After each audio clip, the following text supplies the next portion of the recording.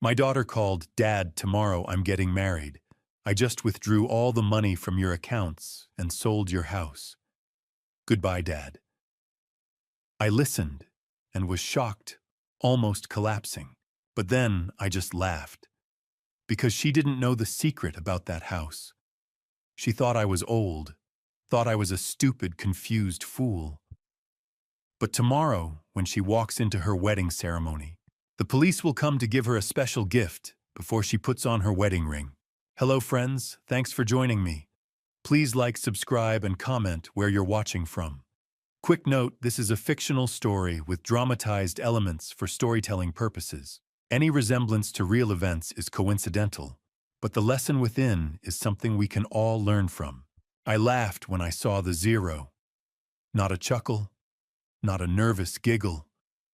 A full-on, belly-shaking laugh that echoed off the kitchen walls at 7:30 on a Sunday morning. The kind of laugh that makes your neighbors wonder if you finally lost it. Maybe I had. I sat at the kitchen table in my house on Desert Ridge Boulevard, laptop, open coffee growing cold beside me. The Arizona sun was just starting to climb over the desert hills outside the window, painting the saguaros gold. It should have been a peaceful morning. Retirement had given me plenty of those, but my bank account balance wasn't peaceful. It was a disaster. Checking account $1,732.14. Previous balance $6,800. Savings account $0. Previous balance $220,000. I blinked, rubbed my eyes, closed the laptop, opened it again. Still zero. That's when I laughed. Because what else do you do when your life savings vanishes overnight? When you spent 30 years as a bank manager teaching people how to protect themselves from fraud, and then you wake up one morning to find out you're the victim. You laugh. Or you cry. I chose laughter. I clicked on the transaction history, my hands surprisingly steady for a man who'd just been robbed blind. 3 large withdrawals from savings, 1 from checking. October 24th, 2024, 9:47. AM $90,000 transferred to Amanda Hughes, account XXXX3782. October 24th, 2024, 2:18 p.m. $85,000 transferred to BH Investment LLC. October 25th, 2024, 11:03 a.m. $45,000 wire transfer to Luxury Weddings AZ. October 26th, 2024, 3:42 p.m. $500 ATM withdrawal, Scottsdale Fashion Square. Total $225,000. Amanda Hughes, my daughter. I stared at her name on the screen. 32 years old, marketing coordinator, lives in Scottsdale, drives a leased Honda, calls me twice a month, maybe 3 times if she needs something, and apparently she'd just cleaned me out. The phone rang. I looked at the caller ID. Amanda Hughes. For a second I thought about not answering, about letting it go to voicemail, about pretending I hadn't seen the statements yet, that I was still the clueless old man she must think I am. But I'm not clueless. I'm a banker. Or I was. I picked up. "Dad." Her voice was bright, almost giddy. "I have the best news." I said nothing. "Brandon and I are getting married this Saturday. Can you believe it? We didn't want a long engagement, so we just went for it. And Dad, we bought a house." My grip tightened on the phone. A house. Yes, it's perfect.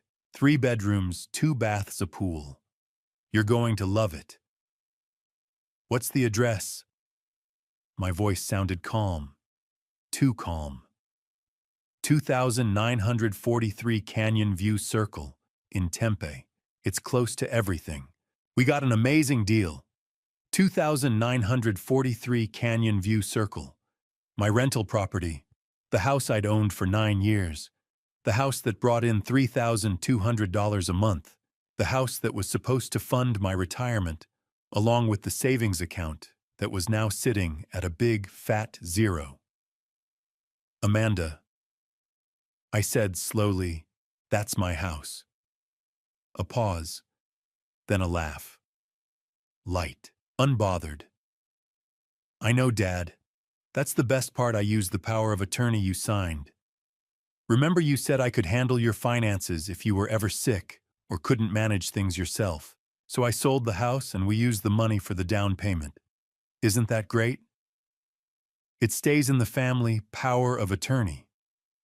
I didn't remember signing a power of attorney. I would remember something like that. I'd spent 3 decades reviewing legal documents. I knew what a POA looked like. I knew what it meant, and I would never ever give my daughter that kind of control. Amanda, I said, my voice low, I never signed a power of attorney. Another pause, this one longer. Yes, you did, Dad, in September. When you were in the hospital with pneumonia. I brought the forms to you. Insurance paperwork, remember, you signed everything. September. The hospital. Fever of 104.3. 3 days in Banner Desert Medical Center, barely able to lift my head off the pillow. And Amanda visiting me, bringing papers, telling me they were routine. I closed my eyes. Amanda, where did the money from my savings account go? What do you mean, the $220,000? Where is it? I already told you. The house, the wedding. Dad, are you feeling okay? You sound confused. Confused. She thought I was confused. Or maybe she wanted me to think that. I'm fine, I said quietly. I'll call you later. Wait, Dad. I hung up. The kitchen was silent except for the hum of the refrigerator. I sat there, phone in hand, staring at the laptop screen. $0 I thought about Catherine, my wife, the woman who'd sat at this same table 34 years ago, holding a tiny red-faced baby girl in her arms, tears streaming down her face. She's perfect, Catherine had whispered. Warren, she's absolutely perfect. And she was. Amanda was perfect. Smart, funny, stubborn as hell. She looked just like her mother. Catherine passed away 3 years ago. February 14th, 2021. A car accident on I-10 just outside Phoenix. The kind of ordinary tragedy that rips your life apart without warning. Before she went, I'd promised her I'd always protect Amanda, no matter what. Take care of our girl. Catherine had set her hand in mine. I will, I'd promised. But how do you protect someone from themselves? I looked at the laptop screen again, at the zeros, at my daughter's name on the transaction list. And then I laughed. Not because it was funny, but because I didn't know what else to do. My daughter just stole $250,000 from me, I said out loud to the empty kitchen. And I'm sitting here laughing. I looked at the photo of Catherine on the counter. Her smile, her eyes, the way she'd always believed the best in people, even when they didn't deserve it. Catherine, I whispered, if you're watching, I'm sorry. I failed. I closed the laptop. Outside, the desert morning stretched on golden and quiet. And inside, I sat alone with nothing but a cold cup of coffee and the sound of my own hollow laughter. 45 minutes later, I was still standing at the kitchen window, staring out at the desert. The saguaros stood silent in the morning light, arms raised like they were asking the same question I was. How did I miss this? I'm not supposed to miss things like this. For 30 years, I was the guy people came to when they had questions about money. Warren Hughes, branch manager at Desert Valley Bank in Gilbert. The man who could spot a forged signature from across a desk. The one who'd saved at least a dozen elderly clients from signing away their life savings to scammers who called themselves financial advisors or helpful family members. I knew every trick in the book. Fake power of attorney documents, emotional manipulation, urgency tactics. Sign this now, Mom, before it's too late. I'd seen it all, and I'd stopped it all, until now. Now I was the cautionary tale. I turned away from the window and looked around the kitchen. The house was quiet. Too quiet. It had been that way for 3 years, ever since Catherine passed away. This house, 4821 Desert Ridge Boulevard, was hers before it was ours. She'd inherited it from her parents, put it in a trust, made sure it would always be protected. Our safety net, she used to call it. A place we could always come home to no matter what. Catherine had been the smart one when it came to legal matters. I handled the numbers. She handled everything else. We were married in 1990, 34 years. She was 24, fresh out of college with a teaching degree and a smile that could light up a room. I was 26, wearing a suit I'd borrowed from my father and carrying a ring I'd saved 6 months to buy. Amanda was born 2 years later, our only child. Catherine had complications during the delivery, and the doctors told us there wouldn't be any more babies. We didn't care. Amanda was enough. More than enough. She was perfect. At least I thought she was. Catherine passed away on Valentine's Day 2021, a car accident on I-10 just outside Phoenix. She'd been on her way home from a teacher's conference in Tucson. A semi-truck driver fell asleep at the wheel, drifted into her lane. She didn't suffer. That's what they told me. It was instant. I'm not sure that makes it any better. After she was gone, I threw myself into work. But I was 56, tired, and grief makes you careless. I retired in 2022, 2 years earlier than I'd planned. The bank gave me a gold watch and a plaque that said something about dedicated service. I put it in a drawer and haven't looked at it since. I thought retirement would help. Thought I'd have time to process things, to grieve properly, to figure out how to live without the woman who'd been my partner for more than half my life. Instead, I just got lonelier. Amanda called at first. Once a week, maybe twice. But she was busy. Marketing coordinator at some firm in Scottsdale, making $65,000 a year and living in a 1-bedroom apartment that cost $1,650 a month. She had her own life. I didn't want to be the needy father, the one who clung too hard. So I let her drift. I started volunteering at the Phoenix Public Library, teaching financial literacy classes to seniors. Ironic, isn't it? Helping other people avoid the exact thing I was about to fall into. But it gave me something to do. Kept my mind sharp. Or so I thought. The rental property, 2943 Canyon View Circle in Tempe, was supposed to be my backup plan. I'd bought it in 2015, right before the market took off. Paid $340,000 for it. Now it was worth over $500,000 easy. David and Lisa Robinson had been renting it since 2021. Good tenants. Paid on time, took care of the place, never caused trouble. That $3,200 a month covered the property taxes, insurance, and still left me with a nice cushion. Between the rental income and my savings, I was set, comfortable, secure, or I had been. I walked back to the table and opened the laptop again. The screen was still showing my account balances, $1,732.14 in checking, $0 in savings. I pulled up the transaction details one more time, even though I'd already memorized them. Amanda Hughes. Amanda Hughes. BH Investment, LLC. Luxury Weddings, AZ. My daughter. My perfect, beautiful, smart daughter. The one I'd taught to ride a bike. The one who'd cried on my shoulder when her high school boyfriend broke up with her. The one who'd stood beside me at Catherine's funeral, holding my hand so tightly, I thought she might never let go. "I'll take care of you, Dad," she'd whispered that day. "I promise." And I'd believed her. I'd believed every word. I closed my eyes and saw Catherine's face. Not the way she looked at the end, but the way she'd looked when Amanda was born. Exhausted, tearful, radiant. "She's perfect, Warren.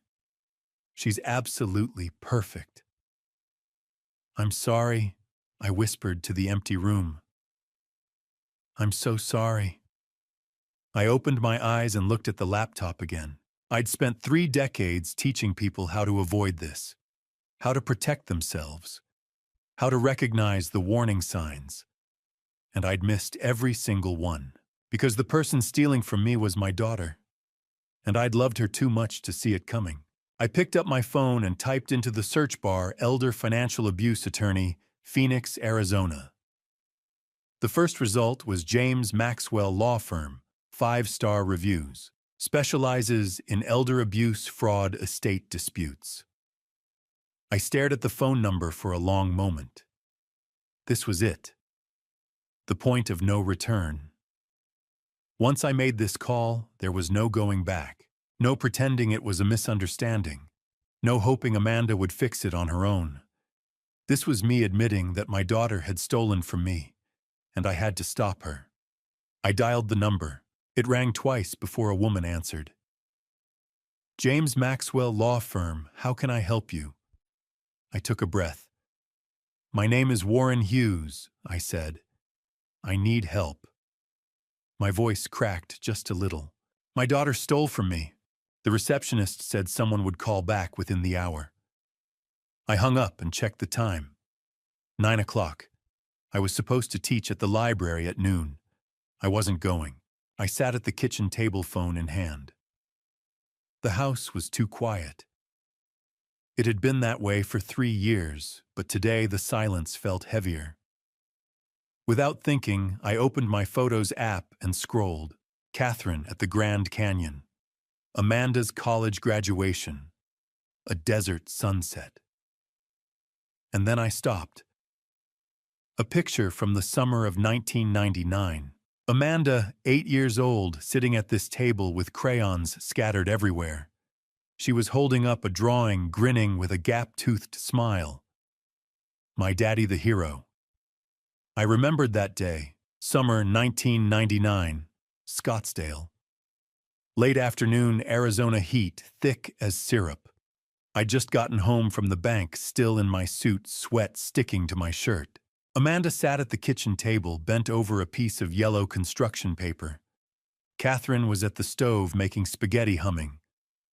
"Daddy, look." Amanda held up her drawing, a stick figure with a cape and a big W on his chest. Me flying through the air holding a little girl's hand. "You're Superman," she said, beaming. "And I'm your sidekick." Catherine laughed. "Your daughter thinks you're a superhero. Don't let it go to your head." I knelt beside Amanda, loosening my tie. "This is amazing. Can I keep it?" She nodded, serious. "You have to, because you protect me from bad guys." I hugged her, breathing in strawberry shampoo. "I'll always protect you, sweetheart. I promise."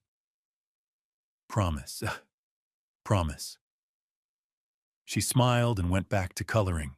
Catherine caught my eye from across the room. Her smile said something I didn't understand then. Don't make promises you can't keep. But I thought I could keep that promise forever. I swiped to the next photo. June 2009. Amanda's high school graduation. Desert Vista High School lawn. Amanda in cap and gown, diploma in hand, looking too grown up. Catherine and I stood on either side of her, arms around her shoulders. She was crying. "Thank you for everything," she'd said, voice breaking. "I know I wasn't always easy, but I love you. Both of you. I'm going to make you proud. I promise." I'd laughed. "You already do." "I'm serious, Dad." Catherine kissed her head. "You always have, sweetheart." We took the photo right after. The three of us smiling. Amanda in the middle holding both our hands. She looked so happy. I wondered when that changed. I swiped again, and my chest tightened. February 14th, 2021. Phoenix. This wasn't a photo. It was a memory. Banner Desert Medical Center. ICU, fluorescent lights. Machines beeping. The smell of disinfectant. Catherine was on the bed, eyes closed, peaceful. But she wasn't sleeping. The doctors had already told me. The accident on I-10 had been too severe.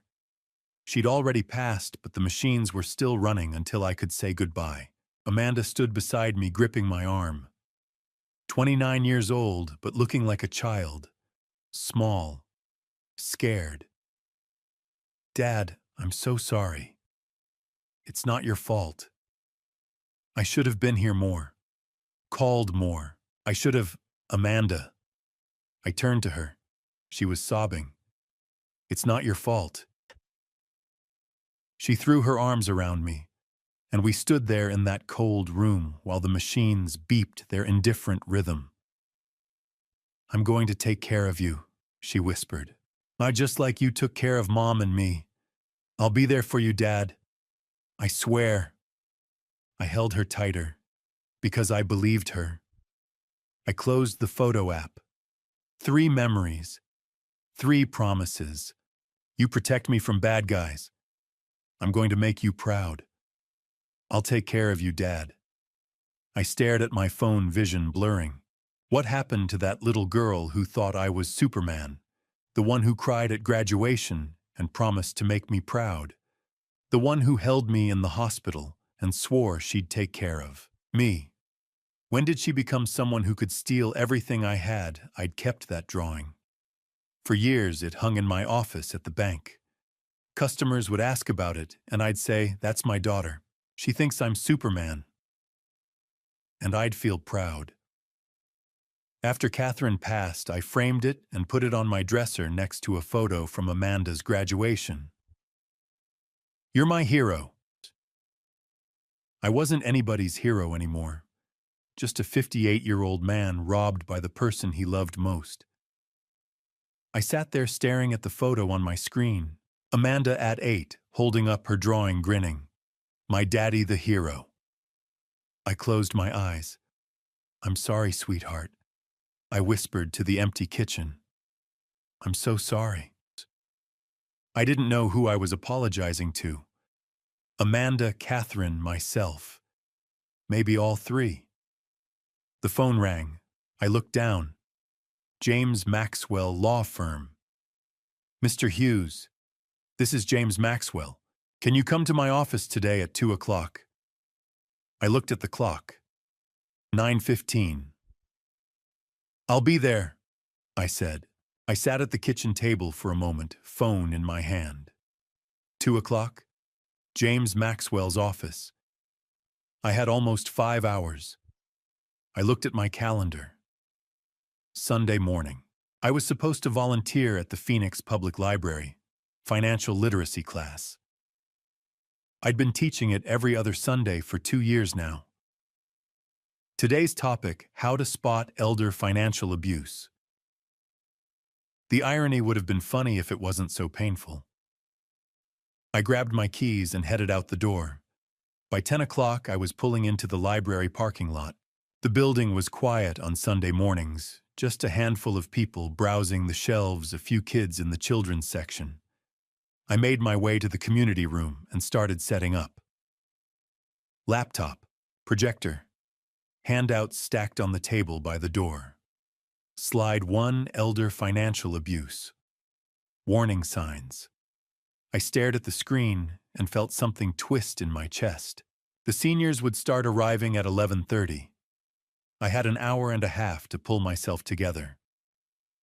I sat down in one of the empty chairs and closed my eyes. But all I could see was Amanda. 2021. The year Catherine passed away. For the first few months, Amanda had been there. She called 2-3 times a week. stopped by the house on weekends, helped me sort through Catherine's things, clothes, books, the little ceramic birds she'd collected over the years. "You don't have to do this alone, Dad," Amanda had said, sitting on the living room floor surrounded by cardboard boxes. "I'm here." And she was. For a while. 2022. The year I retired. The calls started tapering off. Once a week, maybe. Amanda was busy marketing coordinator at some firm in Scottsdale, pulling in $65,000 a year, but always stressed about rent car payments, credit cards. "I'm sorry I haven't called more, Dad. Work's just been insane." "I understand, sweetheart. You've got your own life." I meant it. I didn't want to be the clingy father, the one who made his daughter feel guilty for living her own life. So I didn't push. I just waited for the phone to ring. 2023, the year she moved away. In March, Amanda signed a lease on a place in Scottsdale. $1,650 a month for a one-bedroom. 15 miles from my house, but it might as well have been across the country. "It's closer to work, Dad, and the neighborhood's really nice." "That's great, honey. I'm happy for you." The calls dropped to once or twice a month. Sometimes she'd pick up when I called. Most times she wouldn't. "Can't talk right now. At work." "I'll call you back." She never did. The house got quieter. I started eating dinner in front of the TV, frozen meals, canned soup. I'd sit on the couch with Catherine's photo on the mantel across from me, and I'd talk to her. "I don't know what I'm doing wrong," I'd say. "I don't know why she won't call." Catherine's smile never answered.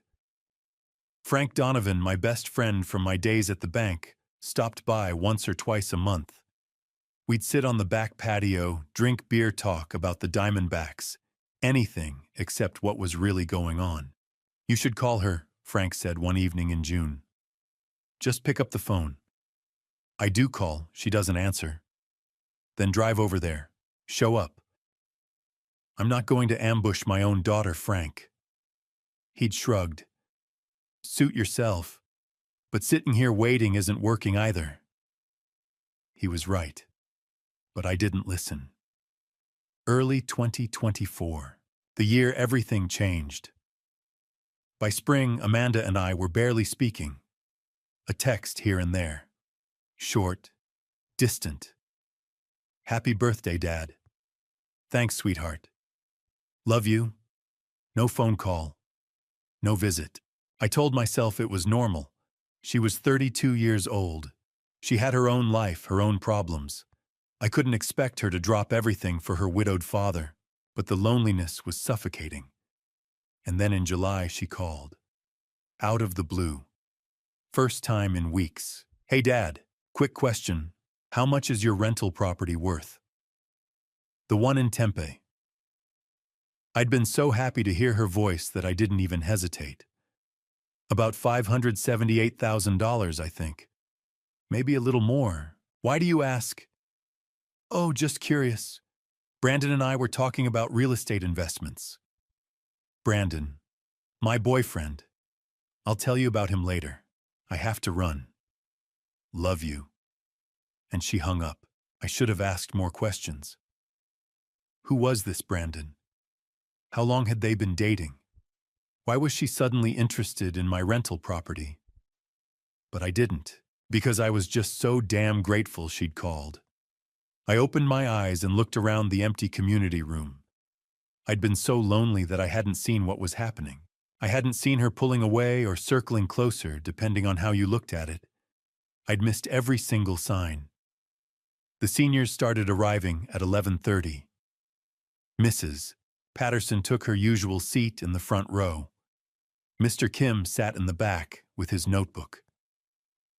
"Morning, Warren." Mrs. Patterson waved. "Ready to teach us how not to get scammed?" I forced a smile. Always. I taught the class on autopilot, talked about red flags, about protecting your accounts, about not signing documents you haven't read even if the person asking is family. Especially if the person asking is family. Any questions? I asked at the end. Mrs. Patterson raised her hand. What if the person trying to steal from you is someone you love, someone you trust, with your whole heart? I looked at her for a long moment. Then you're in the hardest position of all, I said quietly, because you won't see it coming until it's too late. The room fell silent. I closed my laptop. Stay safe out there. They filed out slowly, thanking me as they left. Mrs. Patterson lingered by the door. Warren, are you all right? I'm fine, I lied. Just tired. She didn't look convinced, but she nodded and left. I packed up my things and walked to my car. It was 1:15. I drove home in silence. When I got there, I stood in the living room and looked at Catherine's photo. I was so lonely, I whispered.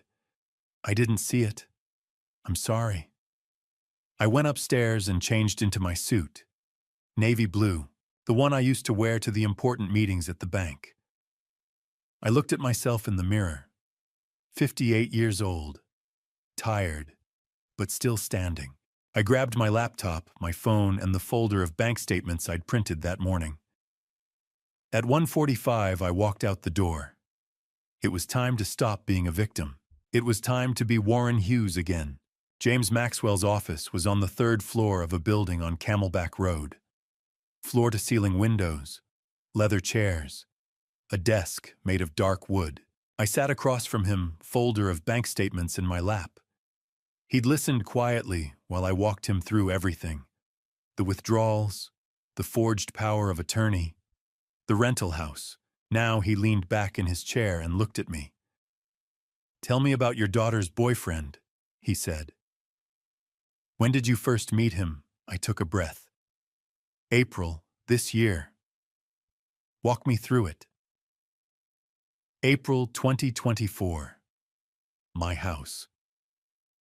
It was a Saturday evening. Amanda had called that morning, first time in weeks, and asked if she could bring someone to dinner. I want you to meet Brandon, Dad. I think you're really going to like him. I said yes. Of course I said yes.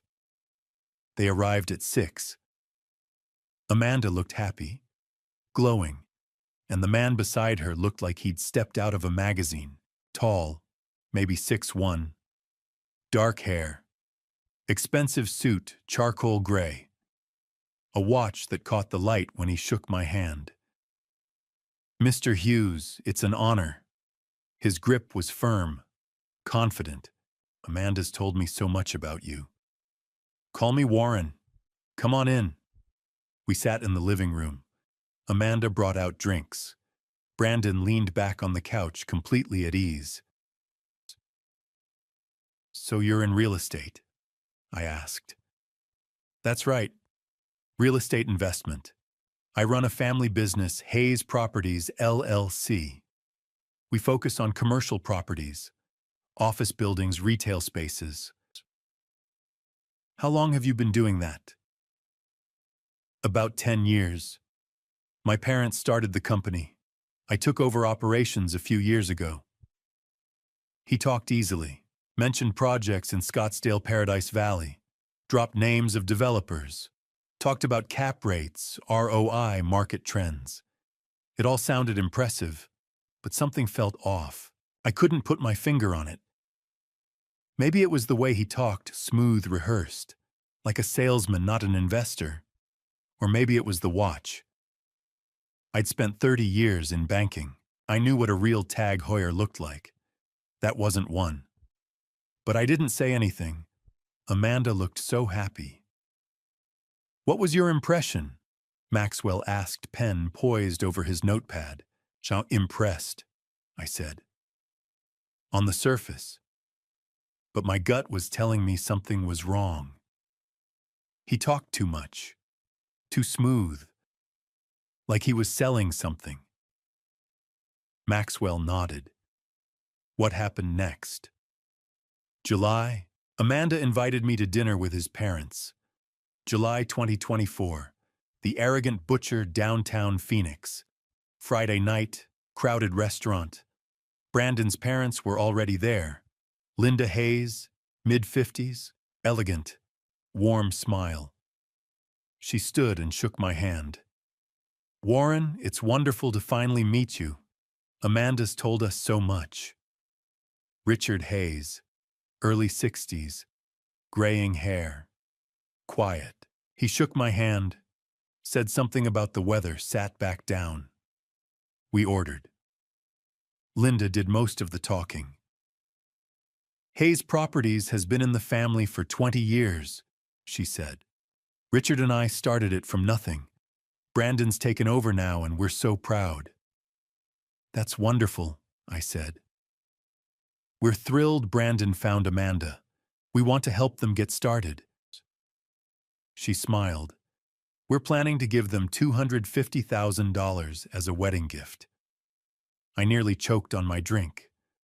"That's very generous." "Family takes care of family," Linda said. Richard talked a little about golf. Linda talked about retiring to Sedona. Brandon and Amanda held hands across the table. I left that night thinking they were a nice family. I was wrong. "Did anything seem suspicious?" Maxwell asked. "Not at the time," I admitted. "They seemed legitimate, successful, generous." "And the engagement?" "August. Amanda called, said he'd proposed." I remembered that call, her voice breathless. "Dad, he proposed we're getting married." "That's wonderful, sweetheart. I'm so happy for you." I was, but a small part of me was worried. They'd only known each other 4 months, I told Maxwell. I thought it was fast, but I didn't want to be the father who disapproved. I didn't want to push her away.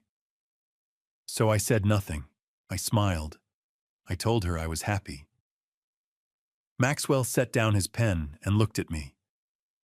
"Mr. Hughes, everything you've described raises red flags. The fast relationship, the expensive lifestyle, the parents offering $250,000. He paused. "I think we need to dig deeper." "How?" "I'm going to hire a private investigator. Best one in Phoenix. Michael Brooks. He'll run a full background check on Brandon Hayes' financial records, criminal history, business registrations, everything." I nodded slowly. "Do it," I said. Maxwell was writing something in his notepad. He looked up. "Walk me through the financial transactions," he said. "When did you first give Amanda money?" I closed my eyes, trying to remember. "June. This year." "What happened?" June 2024. Amanda called on a Tuesday afternoon. I was in the backyard watering the desert plants Catherine had loved. "Dad, I have an amazing opportunity." Her voice was excited, breathless. "I want to open a children's boutique in Scottsdale." "A boutique?" "Yes. High-end kids' clothing, toys, accessories. Brandon's been helping me with the business plan.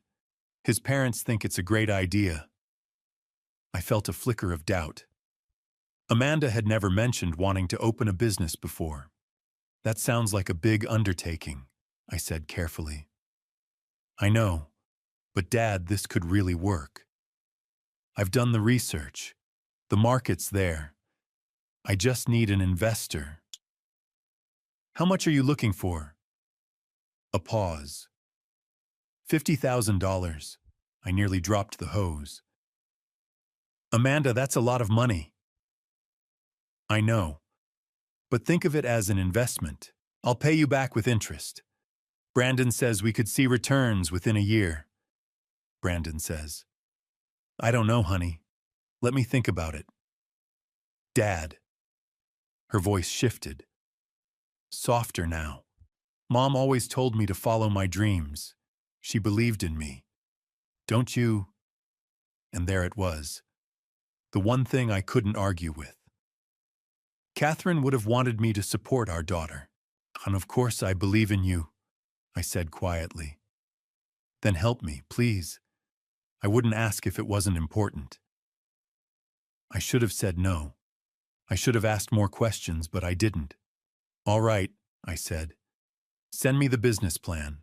Let me take a look. Thank you, Dad. Thank you so much. I love you. I love you too, sweetheart. July 8th, 2024. The business plan arrived by email. 15 pages. Professional looking.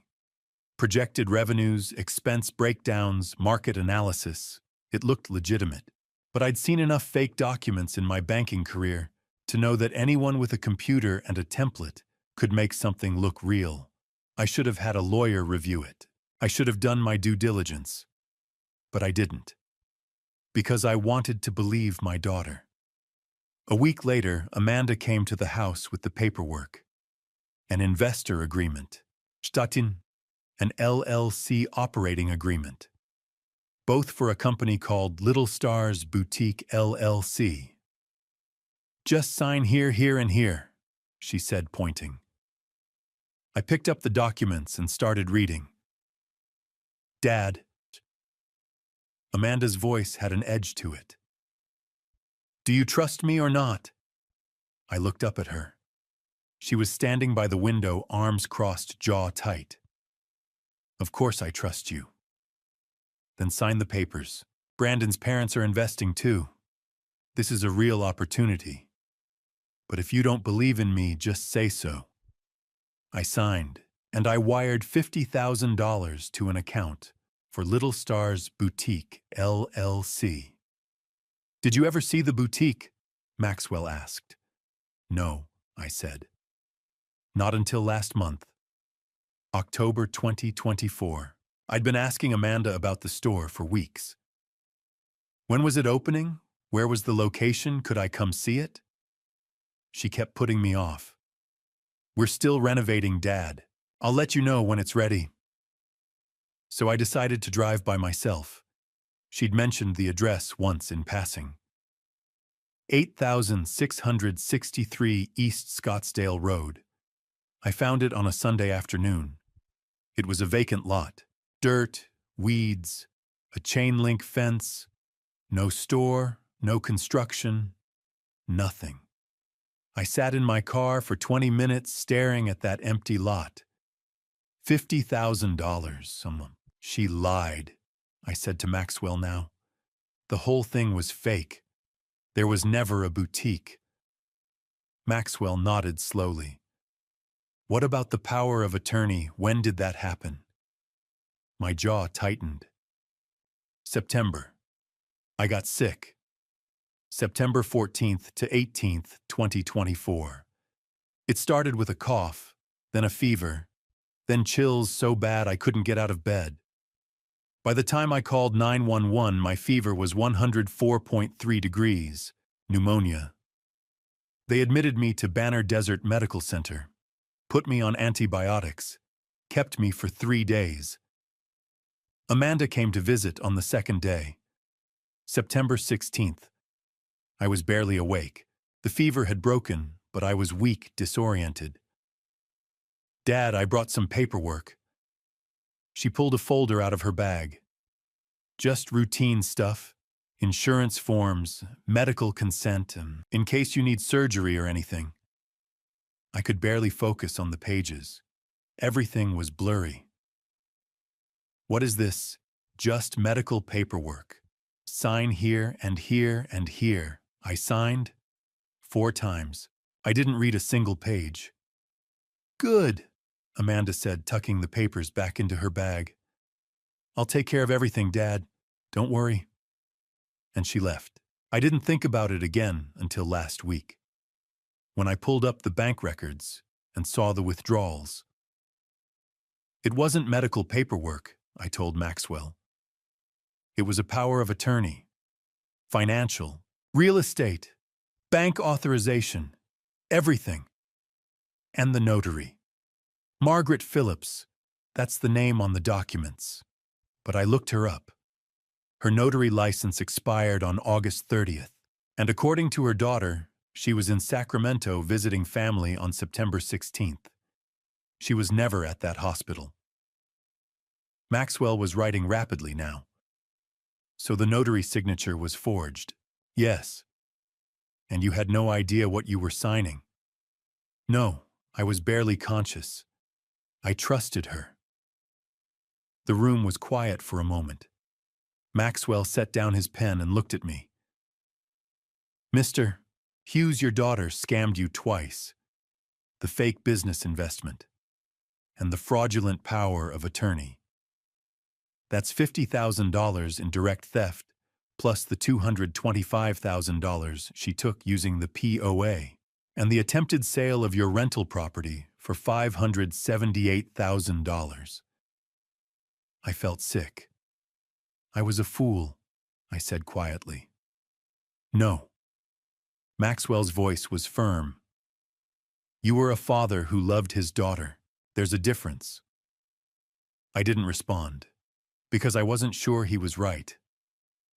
We'll freeze the sale of the rental house, Maxwell continued. And we'll file fraud charges, criminal charges, against both Amanda and Brandon. Both of them. Yes. This was clearly coordinated. He's involved. Trust me. I nodded slowly. What happens next? I'll contact the title company, Secure Title LLC. I'll also file a report with the Gilbert Police Department, Fraud Division, and Michael Brooks will have his preliminary report in 48 hours.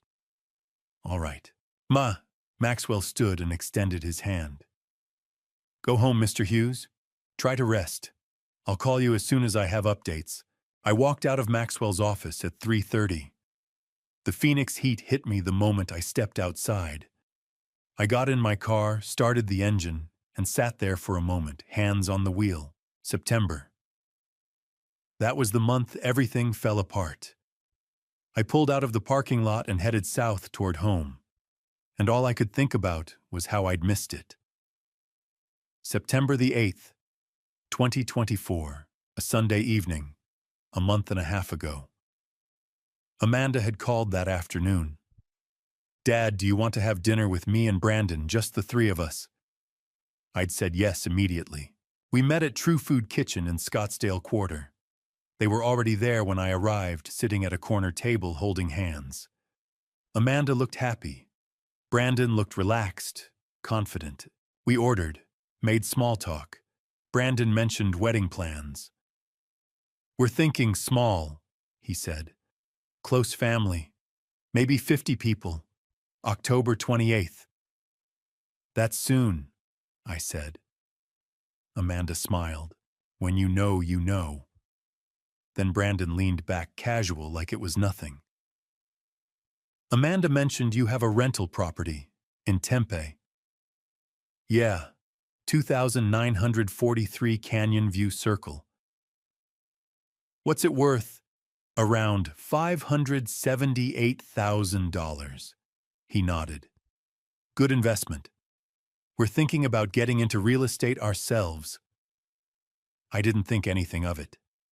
I should have. September 14th, 2024. It started Friday morning. A cough. Then a fever. By Sunday, I couldn't get out of bed. My fever hit 104 degrees. I called 911.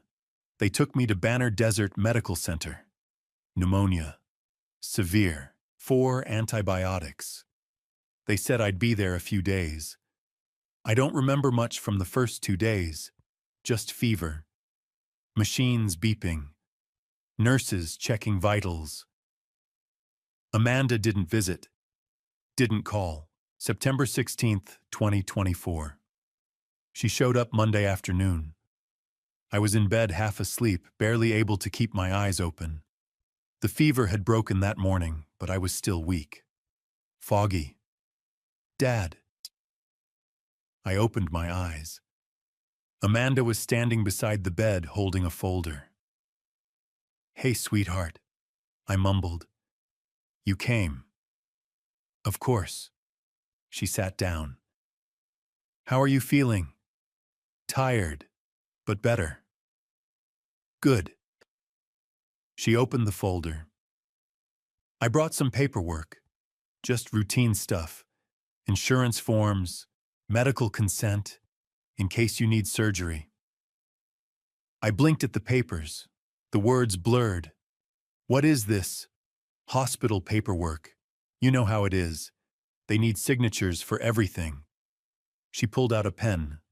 Sign here, and here, and here, and here. 4 documents. I couldn't focus long enough to read them. Amanda, I can barely... It's okay, Dad. I already read them. Just consent forms. Nothing important. I signed. 4 times. I didn't read a single word. September 22nd, 2024. I came home from the hospital on the 20th. Still weak. Still exhausted. Sunday morning, I got an email from Amanda. Subject insurance documents. Please keep for records attachment 4 PDFs. I opened my laptop. Saw the email, saw the attachments, and I deleted it. I was too tired to care. I figured if it was important, she'd tell me. I never opened those files. October 27th, 2024. Now. I pulled into my driveway at 4 o'clock. The house was quiet. The way it always was. I sat in the car, staring at the front door. She'd planned it. The dinner on September 8th, where Brandon asked about the rental property. The hospital visit on September 16th, when I was too weak to think. The email on the 22nd, when I was too tired to care. She'd waited until I was at my weakest. Then she'd struck. The hospital visit wasn't about checking on me. It was about getting my signature. I got out of the car and walked inside. The living room was dim. I hadn't opened the curtains in days. I walked to the mantel and stopped. Catherine's photo sat in its silver frame. Our anniversary 5 years before she passed. She was smiling, radiant. I picked it up. You always said Amanda was smart, I whispered. You were so proud. Straight A's, full scholarship. You'd tell people she could do anything she set her mind to. My throat tightened. I just wish you'd warned me, I said quietly, that she'd use it against me. I was still holding Catherine's photo when the phone rang. I set the frame back on the mantel and looked at my phone. Unknown number. I almost didn't answer, but something made me pick up. Hello. Warren. A woman's voice, familiar, but I couldn't place it. Yes. It's Rebecca Thompson, from Desert Valley. My old bank, the branch where I'd worked for 25 years. Rebecca, hi. I tried to keep my voice steady. What's going on? Warren, I'm calling because I saw some unusual activity on your accounts. Large withdrawals. I wanted to make sure it was really you. My chest tightened. What withdrawals? Let me pull up the records. I heard typing. Okay, here we go. I sat down on the couch, phone pressed to my ear. October 24th, 9:47 in the morning.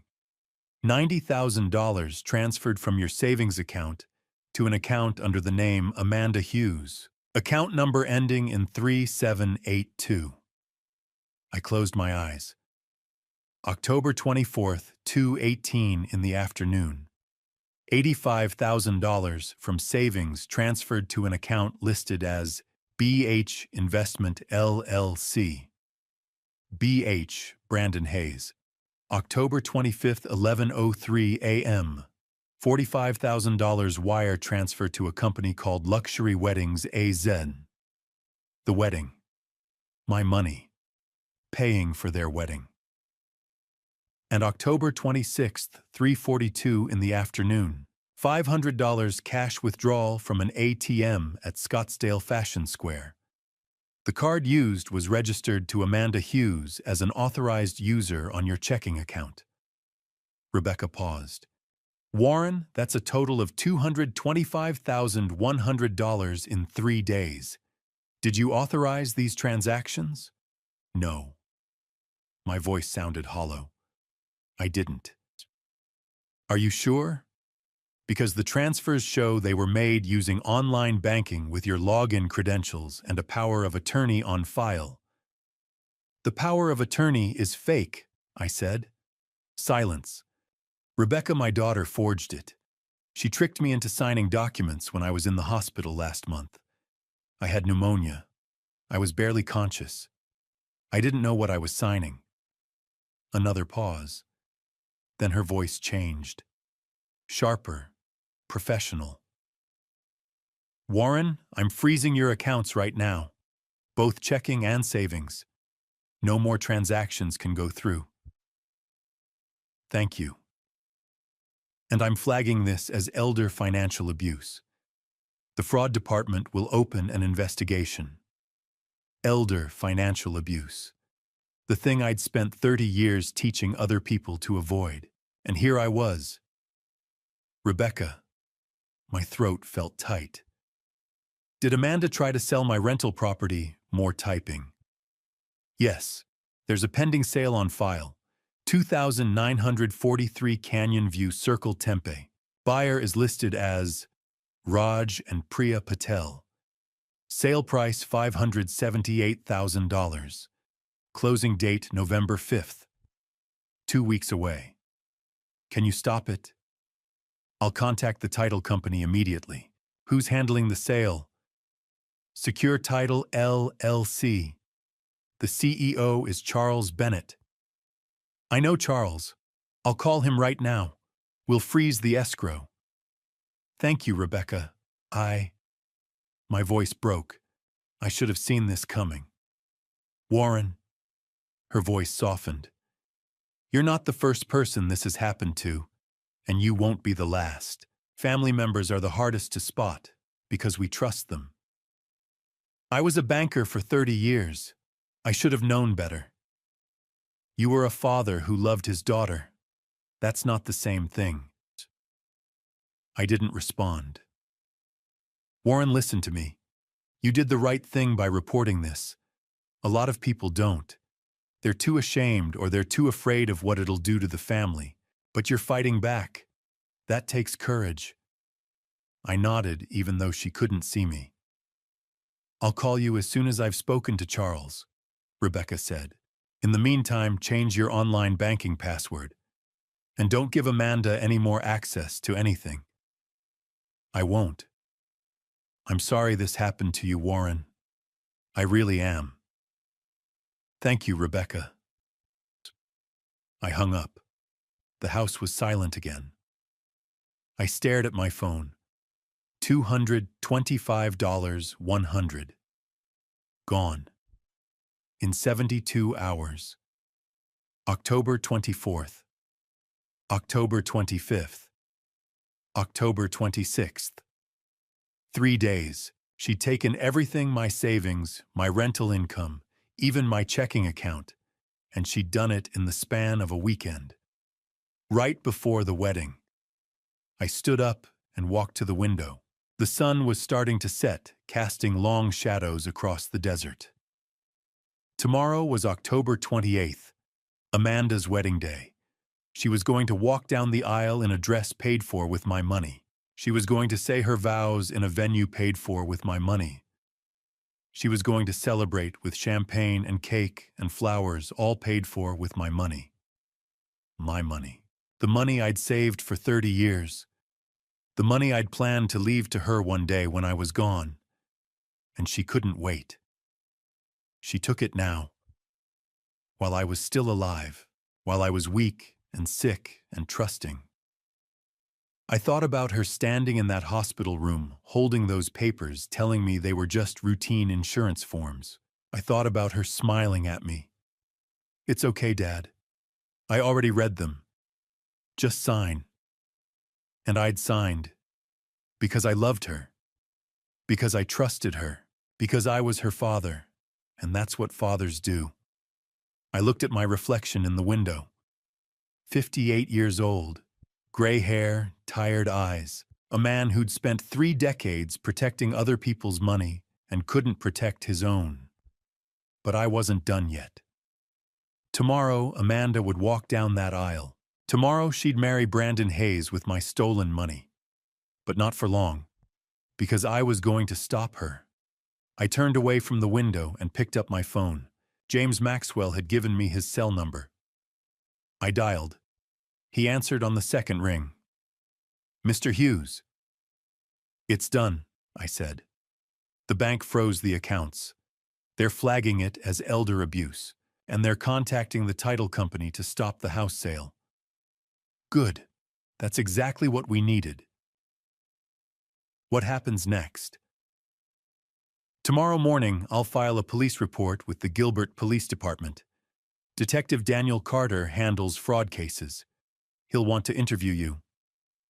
"All right, Mr. Hughes." Maxwell's voice was calm, steady. "You're doing the right thing." I wasn't sure I believed him, but I nodded anyway.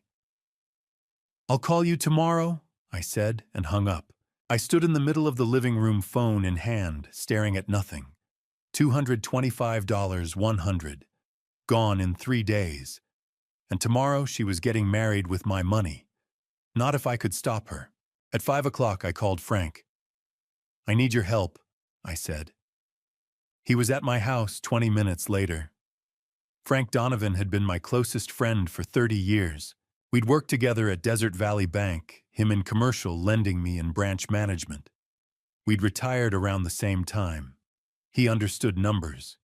He understood fraud. And right now, I needed someone who understood both.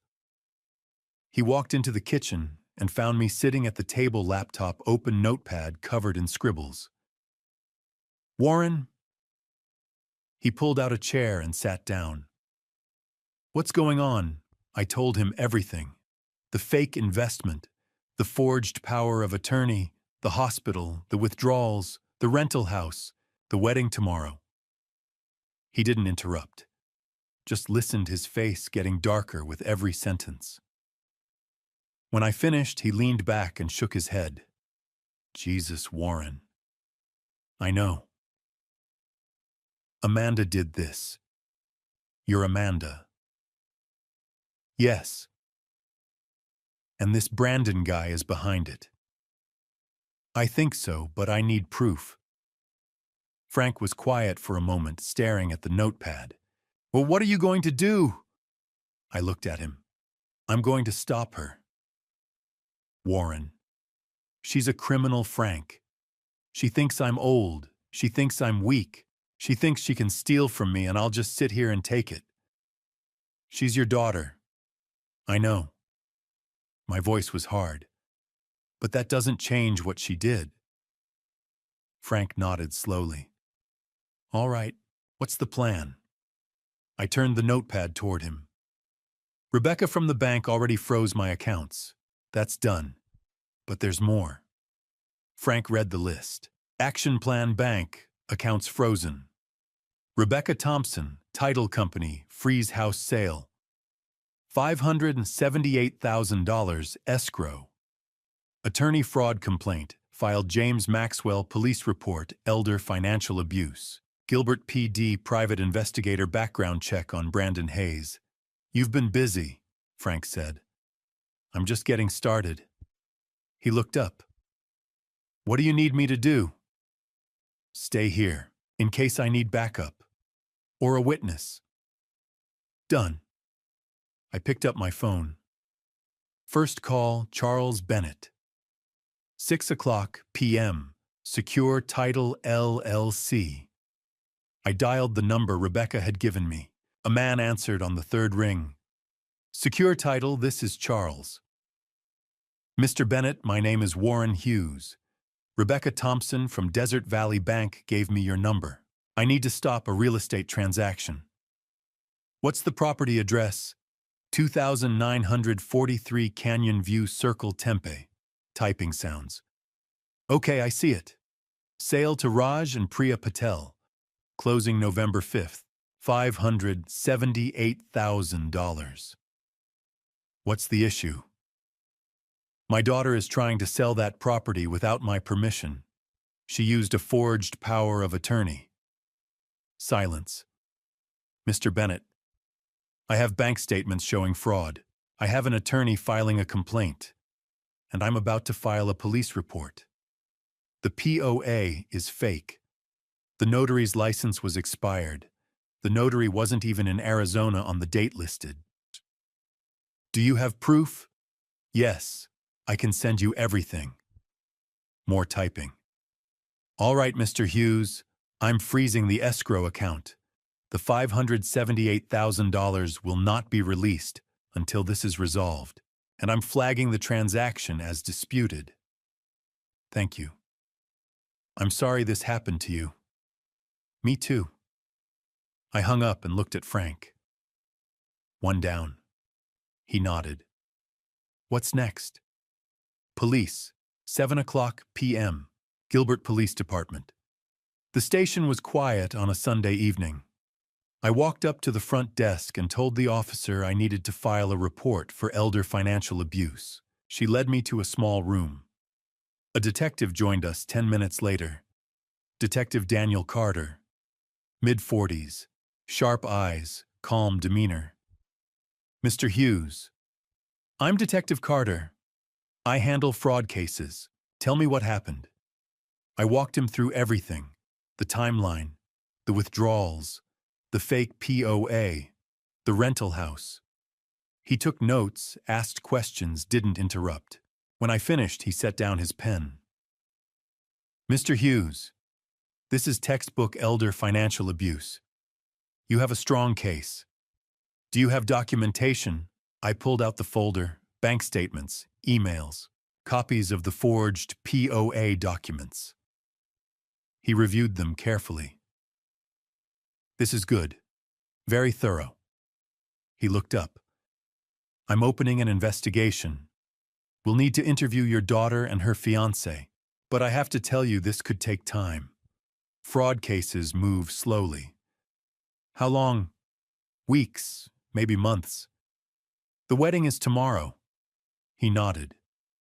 I understand. But I can't stop a wedding, Mr. Hughes. I can only investigate the financial crimes. What if they run? Then we'll issue a warrant. But for now, all we can do is build the case. I clenched my jaw. All right. I'll be in touch, Carter said. In the meantime, don't contact your daughter. Don't threaten her. Don't do anything that could jeopardize the investigation. Understood. I shook his hand and walked out. 8:30 p.m. Michael Brooks, private investigator. Back in the car, I dialed the number James Maxwell had given me. A man answered. Deep voice. Professional. Brooks Investigations. Mr. Brooks, my name is Warren Hughes. James Maxwell referred me. I need you to run a background check on someone. What's the name? Brandon Hayes. 34 years old. Claims to be a real estate investor in Scottsdale. What do you want to know? Everything. Criminal history, financial records, business registrations, previous relationships. Anything you can find. That'll take time. How long? 48 hours for a preliminary report. Maybe less. Do it. My rate is $150 an hour plus expenses. Fine. Send me the contract. I'll sign tonight. You'll have it in 10 minutes. I hung up. Frank was waiting when I got home. How'd it go? Title company froze the sale. Police opened an investigation. PI's on the case. Frank stood. You did good, Warren. I haven't done anything yet. You fought back. That's more than most people do. He grabbed his jacket. You going to be okay tonight? Yeah. Call me if you need anything. Thanks, Frank. He left. The house was quiet again. I walked to the mantel and picked up Catherine's photo. I couldn't protect you, I whispered. But I can protect myself. And maybe somehow I can still protect Amanda. From herself. I set the photo down and looked at the clock. 9 o'clock. Tomorrow was the wedding. Amanda thought she'd won. Thought she'd gotten away with it. She had no idea what was coming. I turned off the lights and headed upstairs. Tomorrow the real fight would begin. I didn't sleep that night. By 9 o'clock the next morning, I was back in James Maxwell's office. Wedding day. October 28th, 2024. Maxwell was at his desk, coffee in hand, reviewing documents. He looked up when I walked in. Mr. Hughes, how are you holding up? I'm fine. I wasn't fine. He gestured to the chair. I sat. The police opened an investigation, I said. Detective Carter, Fraud Division. Good. That's exactly what we need. And the title company froze the escrow. $578,000. Charles Bennett confirmed it last night. Maxwell nodded. We're building a strong case, but there's one more thing we should do. What? Call Amanda. I stared at him. Warn her, he said. Give her one last chance to make this right. If she returns, the money cooperates with the investigation, it could reduce the charges against her. She won't listen. Maybe not. But if you warn her and she ignores you, it strengthens our case. It shows she had knowledge of the fraud and chose to proceed anyway. I looked out the window at the Phoenix skyline, and if I don't call, then she goes to prison without ever knowing she had a choice. I closed my eyes. She was my daughter. Even after everything, she was still my daughter. All right, I said. I'll call. Maxwell slid his phone across the desk. Use mine, in case she's blocked your number. I picked it up and dialed. It rang 3 times. Then Amanda answered. Hello. Her voice was bright, happy. She didn't recognize the number. Amanda, I said. It's me. Silence. Dad. Her tone shifted, colder. What do you want? We need to talk. I'm getting ready for my wedding. This isn't a good time. Amanda, listen to me. I know what you did. The power of attorney, the withdrawals, the house sale. A pause. I don't know what you're talking about. Don't lie to me. I was a banker for 30 years. I know fraud when I see it. You gave me that power of attorney. You signed it. You forged the notary. Margaret Phillips's license expired on August 30th, and she was in Sacramento on September 16th, the day you claim she witnessed my signature. Silence. Amanda, I hired a private investigator. I know about Brandon. He's not who you think he is. What are you talking about? He has a daughter, Chloe, 4 years old. Her mother is Melissa Rodriguez, a dental hygienist in Tempe. Brandon owes $42,000 in child support. There's a warrant for his arrest. That's not your lying. His parents aren't his parents. Linda and Richard Hayes. They're actors, Denise Crawford and Alan Porter. He paid them $4,500 to pretend to be his family. I heard her breathing on the other end. Fast, panicked. Amanda, Brandon is a con artist. He's done this before. He scammed 2 other women, Michelle Torres in Denver, $95,000. Jennifer Adams in San Diego, $67,000. He targets women with money, gains their trust, and disappears. You're making this up. Her voice was rising now. You hate Brandon. You never wanted me to be happy. That's not true. You're jealous. You've been alone for 3 years, and you can't stand that I found someone. Amanda, please listen. No. She was yelling now. You listen to me. You've always blamed me for Mom. You think it's my fault she's gone. You've always blamed me. I've never blamed you. Yes, you have. She was crying now. Angry, broken sobs. You stopped calling. You stopped visiting. You made me feel like I wasn't enough, like I could never replace her. Amanda, I'm done with you, Dad. Don't call me. Don't come to my wedding. I don't want you in my life anymore. The line went dead. I sat there, phone still pressed to my ear, staring at nothing. Maxwell was watching me, his expression carefully neutral. I set the phone down. My hands were shaking. She hung up, I said quietly. I heard. Frank Donovan, who'd been sitting quietly in the corner, stood and walked over. He put a hand on my shoulder. Warren. She chose him, I said. My voice sounded hollow. She chose a con artist over her own father. She's scared, Frank said, and he's manipulated her. That's what con artists do. Then I'll have to save her, I said, even if she hates me for it. Maxwell opened a drawer and pulled out a folder. He slid it across the desk. The PI report came in this morning, faster than expected. I looked at the folder.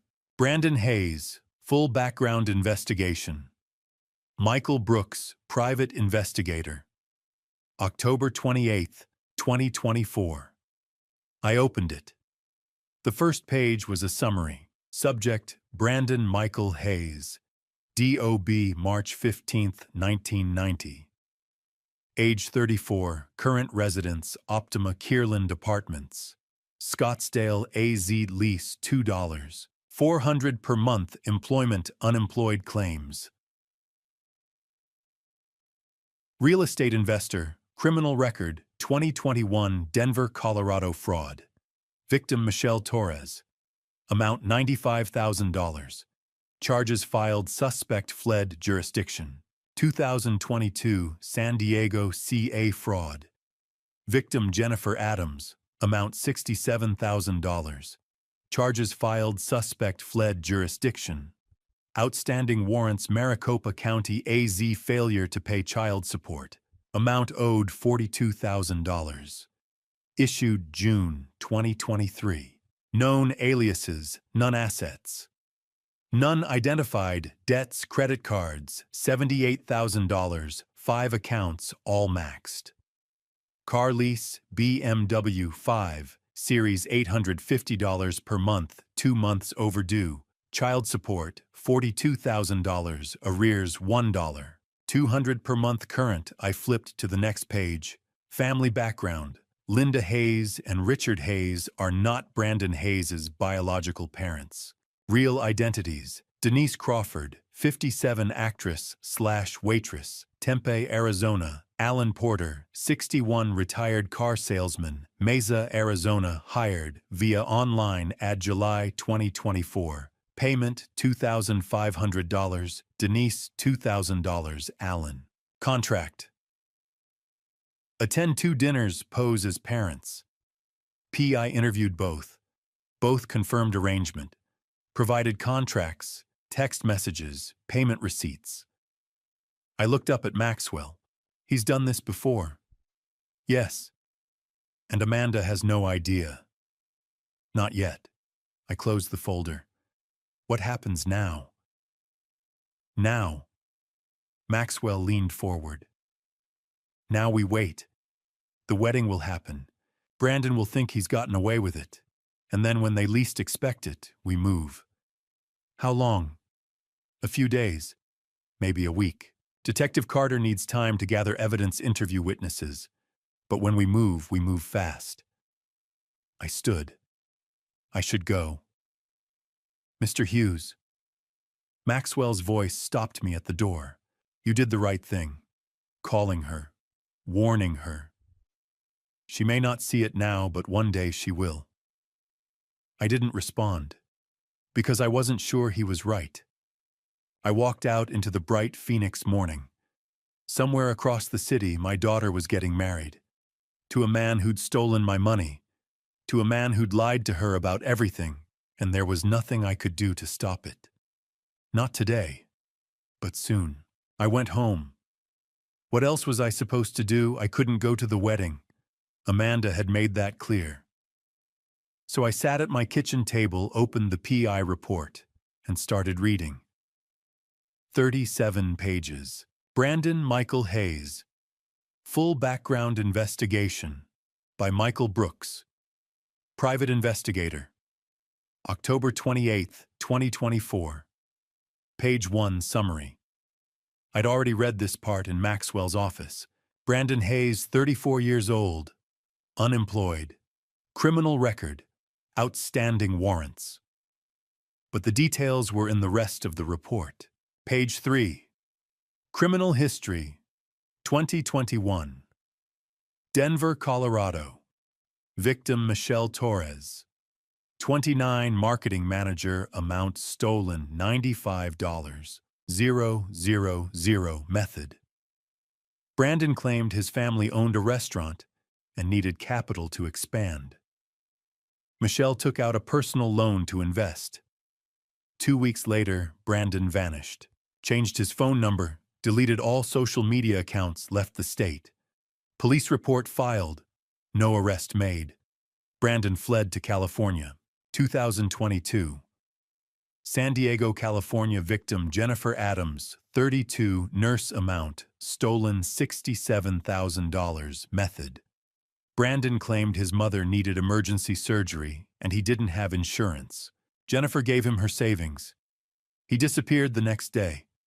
Police report filed, classified as a civil matter by local PD. No arrest made. Brandon fled to Arizona. I set the report down and stared at the wall. He'd done this before, twice, and he was doing it again. To my daughter. Page 8. Financial profile. Current debts. Credit cards. $78,000 across 5 accounts, all maxed out. Car lease BMW. 5 Series, $850 per month, 2 months overdue. Repossession pending. Apartment rent, Optima, Kierland, $2,400 per month. 1 month overdue. Gambling debts, $12,000 owed to online casinos. Child support, $42,000, arrears, $1. $200 per month current order, total debt, $132,000. Plus assets. None identified income, none verifiable. He was drowning. And he was using my money, my daughter, to stay afloat. Page 14. Business investigation. Hayes Properties, LLC. Business registration, none tax filings, none employees, none office location, none website created. June 2024, using a free template, Wix. No legitimate content. No client testimonials. No project portfolio. Conclusion. Hayes Properties, LLC is a fabrication. The business does not exist. I thought about that dinner in July. Linda and Richard Hayes talking about their family business. How proud they were of Brandon.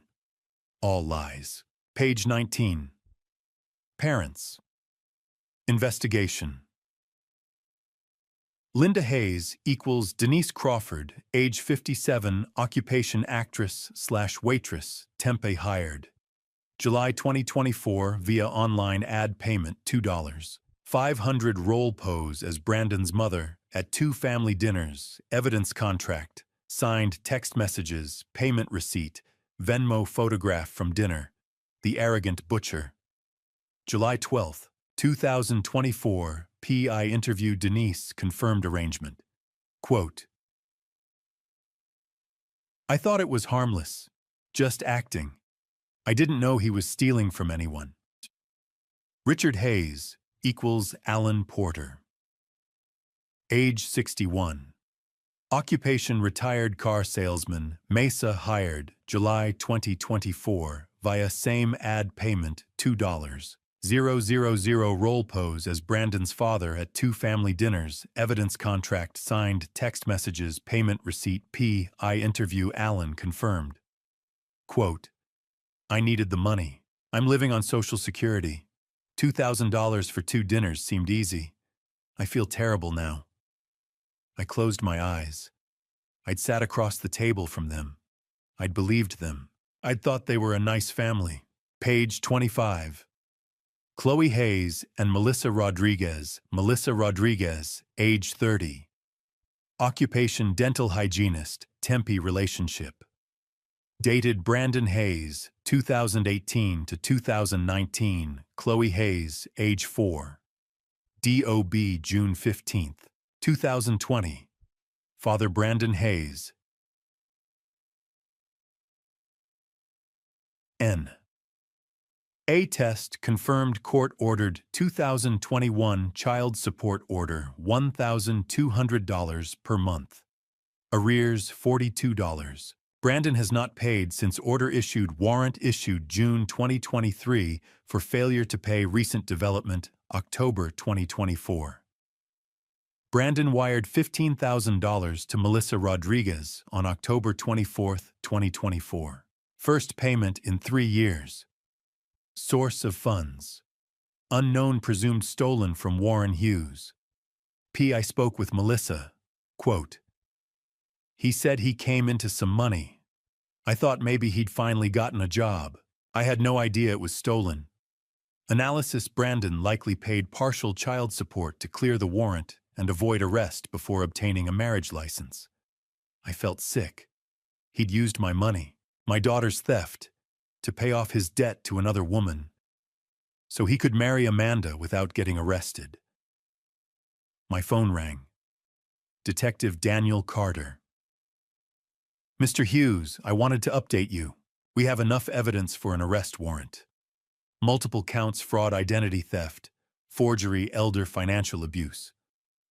When? That's why I'm calling. I need you to let the wedding happen. I stood up. What? If we move now, if we arrest Brandon before the ceremony, Amanda might panic. She might destroy evidence, delete emails, erase bank records, claim she was coerced. She was coerced. Maybe. But we need her cooperation. And the best way to get that is to let her see what kind of man she married. Let her realize on her own that she made a mistake. How long do I have to wait? A few days, maybe a week. Let them go on their honeymoon. Let Brandon think he got away with it. Then we arrest him. And Amanda, she'll be questioned. If she cooperates, the DA might offer a plea deal, reduced charges, probation instead of prison. And if she doesn't, then she goes down with him.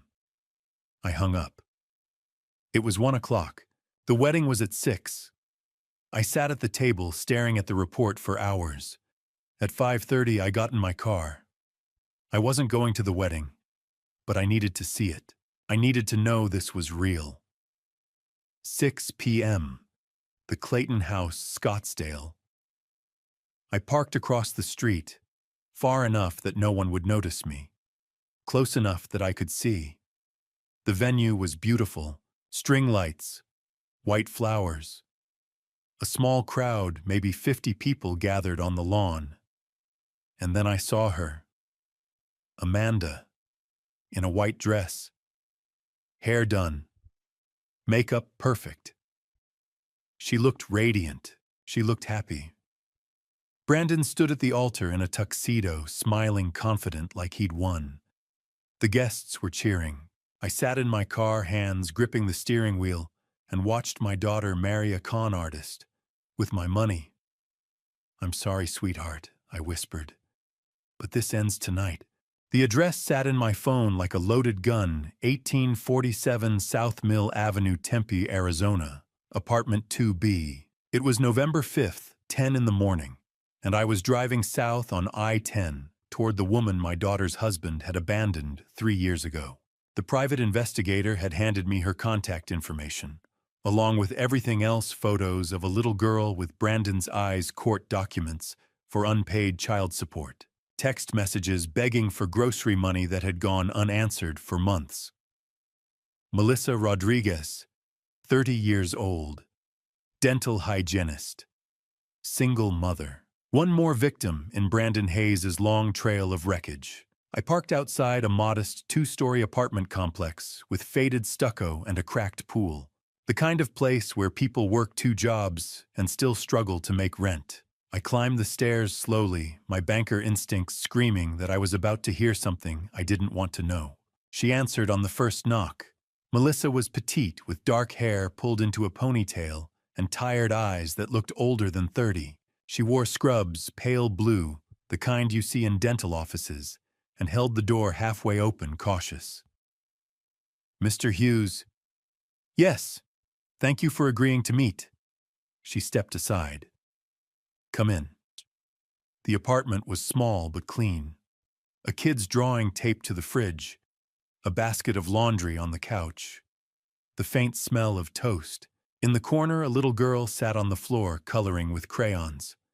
4 years old, dark curls, Brandon's sharp jawline and his mother's soft eyes.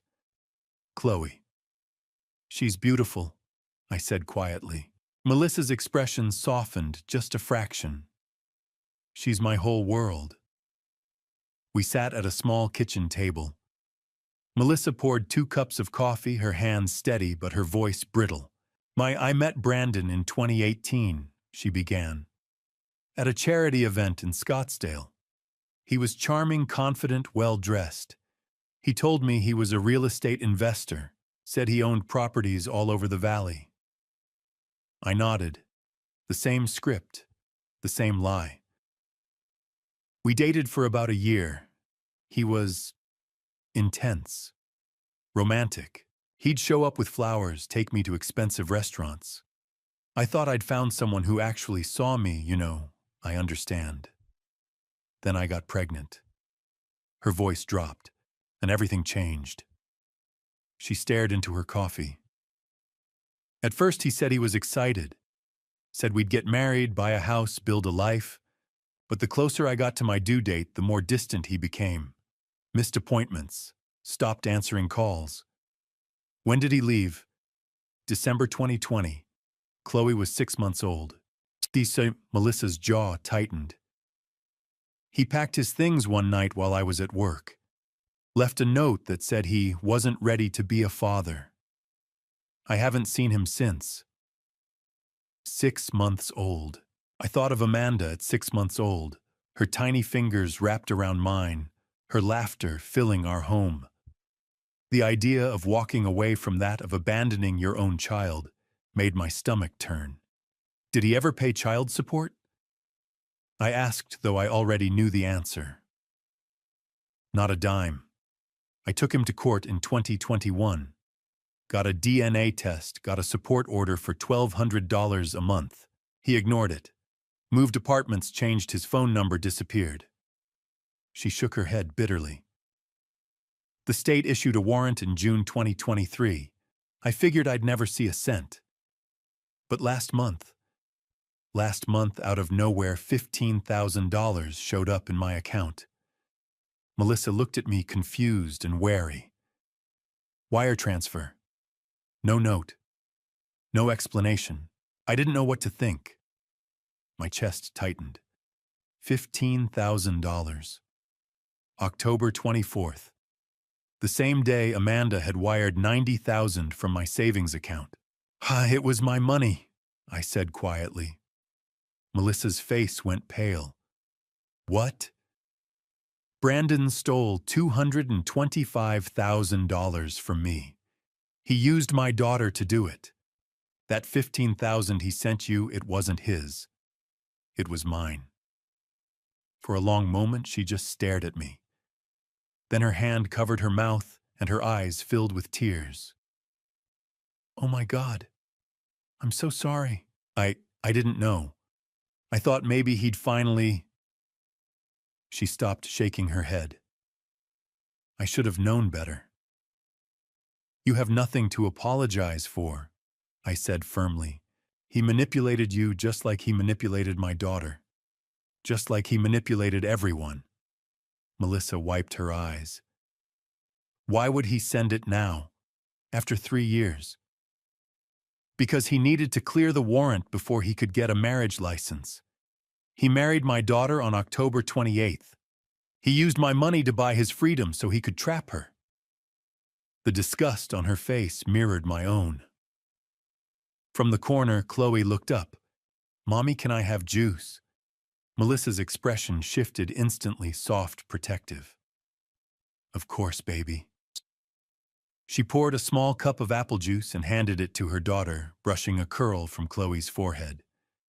The tenderness in that gesture broke something inside me. I thought of Amanda at 4 years old. Pigtails and scraped knees and absolute trust in her father. Where had I lost her? I reached into my jacket and pulled out an envelope, $5,000 in cash. Money I'd withdrawn from a separate account Brandon hadn't touched. This is for Chloe, I said, setting it on the table. Melissa's eyes widened. Mr. Hughes, I can't. Yes, you can. You've been raising his daughter alone for 3 years. You deserve support, and so does she. I met her gaze. I can't undo what he did, but I can try to help. Her hands trembled as she picked up the envelope. Thank you, I don't know what to say. Say you'll testify. She blinked. Want to testify? Brandon is going to face charges for fraud, identity theft, elder abuse. If you're willing your testimony about the child, support the abandonment, the $15,000, it'll help put him away. Melissa looked at Chloe, then back at me. Her voice was steel. I'll testify. He needs to be held accountable for what he's done. Thank you. I stood. Melissa walked me to the door, Chloe trailing behind her, clutching a stuffed bunny. Mr. Hughes. I turned. Your daughter, do you think she knows about Chloe? I don't think so, but she will. Melissa nodded slowly. I hope she's okay. I hope she gets out before he destroys her too. So do I. I drove home in silence, hands tight on the wheel. Brandon Hayes wasn't just a con man. He was a destroyer of families. He left Melissa alone with a baby. He drained my life savings. He manipulated my daughter into betraying her own father. And he almost succeeded. But not anymore. Because now I had Melissa. I had the bank records. I had the evidence. And I wasn't going to let him destroy one more family. The call came on Friday night, 3 days after I met Melissa and Chloe. I was sitting in my kitchen, the same chair I'd occupied the morning I discovered the empty accounts, when my phone buzzed. Amanda's name lit up the screen. I let it ring twice before I answered. Hello, Amanda? Her voice was ice. We need to talk. No greeting, no pretense, just cold, surgical hostility. I'm listening. You need to drop the lawsuit. You need to call the bank and unfreeze the accounts. And you need to call the title company and release the escrow on the house. I leaned back in my chair, letting the silence stretch. Or Brandon and I will file a petition with the court to have you declared incompetent. We'll request a psychological evaluation, a guardianship hearing, and if necessary, we'll have you committed to a memory care facility. My stomach twisted, but I kept my voice steady. A memory care facility. That's right. Her tone was clipped, rehearsed. You're 58 years old. You're showing signs of confusion, paranoia, memory loss. You signed documents you claim you don't remember. You're making wild accusations against your own family. A judge will see that. I heard Brandon's voice in the background, low and smooth, coaching her. How much does a facility like that cost? I asked quietly. Around $8,500 a month. Don't worry, we'll make sure you're comfortable. $8,500 a month. For the rest of my life. Locked away, stripped of my autonomy while they drained whatever was left. It was a good plan. Clean. Legal. Cruel. You've thought this through, I said. We have. Her voice sharpened. So here's what's going to happen. You're going to admit you made a mistake. You're going to apologize. And you're going to make this right. Or you'll destroy me. Or we'll protect you, she corrected. From yourself. I closed my eyes and thought of Catherine. Thought of the little girl who used to draw pictures of superheroes. Thought of Melissa Rodriguez holding a 4-year-old child Brandon had abandoned. And I thought, enough. Amanda, before you do that, there are a few things you should know about your husband. I don't want to hear. In 2021, Brandon defrauded a woman named Michelle Torres in Denver. He convinced her to invest $95,000 in a fake restaurant. She lost her retirement savings. Silence. In 2022, he did it again. Jennifer Adams, San Diego, $67,000. He told her his mother needed surgery. There was no mother. No surgery. That's a lie. Your in-laws, Linda and Richard Hayes. Their real names are Denise Crawford and Alan Porter. They're actors. Brandon paid them $4,500 to pretend to be his parents at that dinner in July. I heard her breath catch. And the best part, Amanda Brandon has a 4-year-old daughter. Her name is Chloe. Her mother is Melissa Rodriguez, a dental hygienist in Tempe. He hasn't paid a dime of child support in 3 years. He owes $42,000. There's a warrant out for his arrest. You're lying. He sent Melissa $15,000 on October 24th, the same day you wired $90,000 from my savings account. He used my money to clear the warrant so he could marry you. Stop it. He's a con man, Amanda. He's been running this scam for years, and you helped him do it. Brandon. Her voice turned away from the phone, sharp and panicked. Brandon, what is he talking about? What daughter? What actors? I heard Brandon's voice, distant but fast, trying to control the narrative. Baby, he's lying. He's trying to...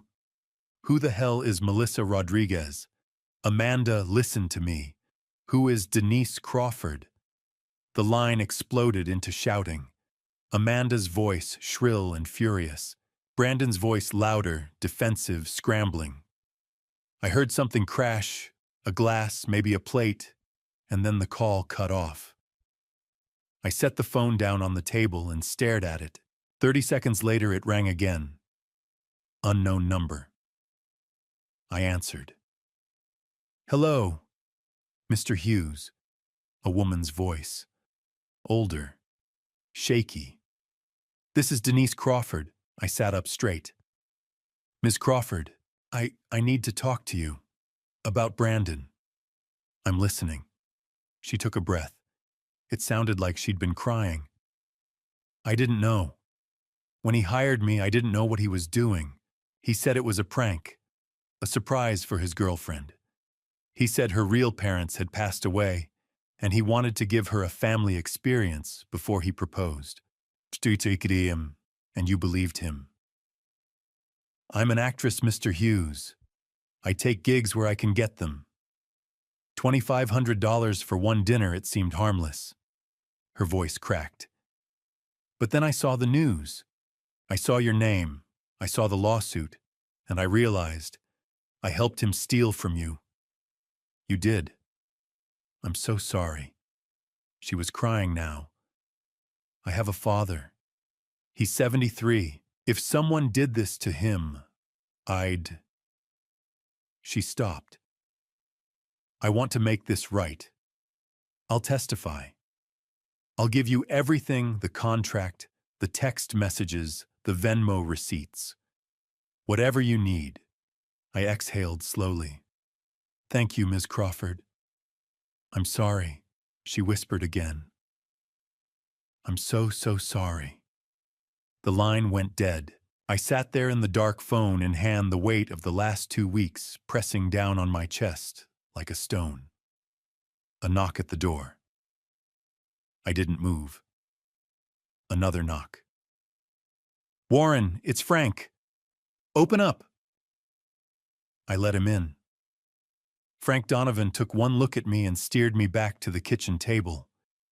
He didn't ask questions. He just made coffee, set a mug in front of me, and sat down. She called, I said finally. Amanda.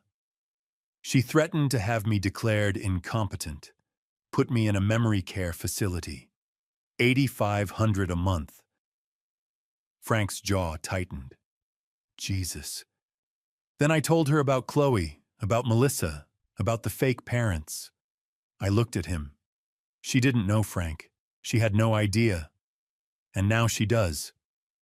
I nodded. Frank leaned forward, his voice low and firm. Listen to me. You didn't destroy her marriage. You didn't ruin her life. You're saving her life. She doesn't see it that way. Not yet, but she will. He gripped my shoulder. Brandon Hayes is a predator. He was going to bleed her dry and leave her with nothing. You stopped him. I looked down at my coffee. I just wish it didn't have to be like this. I know. We sat in silence, two old men in a dark kitchen, while somewhere across the valley my daughter's world fell apart. And I couldn't do a damn thing to stop it. Sunday morning, November 10th.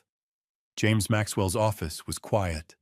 The hallways empty except for the hum of the air conditioning and the distant sound of traffic on Camelback Road. I sat across from Maxwell at his desk, a yellow legal pad between us covered in names and notes. Frank Donovan sat to my right, arms crossed, his face set in grim determination. Let's go through the witness list one more time, Maxwell said, tapping his pen against the pad. Preliminary hearing is in 6 days. We need everyone locked in. I nodded. Go ahead. Denise Crawford, he began. Also known as Linda Hayes, she's agreed to testify about the fake parent scheme. She'll bring the contract Brandon gave her, the text messages and the Venmo receipts, showing he paid her $2,500. She called me Friday night, I said. She sounded genuinely remorseful. Good. Remorse plays well in court. Maxwell made a note. Alan Porter, Richard Hayes. Same deal. $2,000. He's on board. Between the two of them, we can prove Brandon fabricated his entire family background. Frank leaned forward. What about the women he scammed before? Michelle Torres, Denver, 2021. $95,000 stolen through a fake restaurant investment scheme. She's willing to testify via Zoom. Maxwell flipped a page. Jennifer Adams, San Diego, 2022. $67,000. Same story, fake crisis, fake urgency, real money. She'll also testify remotely. I felt a flicker of gratitude toward these women. They didn't have to come forward. They could have stayed silent, buried. The shame moved on. But they chose to speak. And Melissa Rodriguez, I asked. She's local, so she'll appear in person. Single mother, 4-year-old daughter, 3 years of unpaid child support. Her testimony establishes a pattern of abandonment and financial irresponsibility. Maxwell looked at me. She'll be compelling. I thought of Chloe coloring on the floor of that small apartment. She's a good mother. She deserves justice. She'll get it. Maxwell set down his pen. Now the harder part. Detective Carter called me yesterday. I straightened. What did he say? Amanda is also under investigation. The words hung in the air like a blade. For what? Frank asked, though we all knew the answer. Conspiracy to commit fraud, identity theft, forgery. She directly withdrew funds from your accounts using the forged power of attorney. She signed the documents. She facilitated the sale of the rental property. Maxwell's voice was clinical, detached. The state has enough evidence to charge her as a co-conspirator. My chest tightened. How much time? If convicted, 18 months to 3 years. 3 years. My daughter. In prison. Jesus. Frank muttered. Maxwell leaned back in his chair. But the prosecutor is willing to offer a deal. What kind of deal? Amanda testifies against Brandon, full cooperation. She provides documentation, communications, anything that ties him to the fraud. In exchange, the prosecutor will recommend a suspended sentence, probation, community service, restitution, but no jail time. I stared at him. And if she refuses, then she goes to trial. And if she's convicted, she serves the full sentence. Frank looked at me. Has she been contacted? Carter tried to reach her yesterday. She didn't answer. He left a message explaining the situation and gave her until Wednesday to respond. Wednesday. 3 days from now. What do you think she'll do? Frank asked quietly. I didn't answer. I didn't know. Would she cooperate? Would she finally see Brandon for what he was, a liar, a thief, a man who had used her to destroy her own father, or would she refuse? Would she stand by him, convinced that I was the villain, that this was all some elaborate scheme to control her life? I thought of the girl who used to hold my hand crossing the street, the girl who drew pictures of superheroes, the girl who promised to take care of me after her mother passed. And I thought of the woman who had threatened to lock me in a memory care facility. I didn't know which version of Amanda would show up on Wednesday. Warren, Maxwell's voice pulled me back. Sorry. What? I asked if you want me to reach out to her. Lawyer to lawyer. Explain the situation. I hesitated. Would it help? It might. Sometimes hearing it from a neutral party makes a difference. Do it, I said. But don't pressure her. Just make sure she understands what she's facing. Maxwell nodded. I will. We finished the meeting an hour later. Frank walked me to my car, his hand on my shoulder. She'll do the right thing, he said. I hope so. She's your daughter, Warren. Deep down, she knows the truth. I wanted to believe him. I really did. But I'd spent the last 2 weeks learning that the people you trust the most can hurt you the deepest. The night of November 15th, I lay awake in bed, staring at the ceiling. Tomorrow was the preliminary hearing. Tomorrow a judge would decide whether there was enough evidence to move forward with charges against Brandon Hayes. And somewhere across the valley, Amanda was making a choice. Cooperate and save herself. Refuse and go down with the man who had destroyed us both. I thought of Catherine, wondered what she would say, wondered if she would forgive me for what I was about to do to our daughter. At 2 a.m. my phone buzzed, a text from James Maxwell. Amanda's attorney just called. She's in. She'll testify. Preliminary hearing is still on for tomorrow 9 a.m. I read the message 3 times.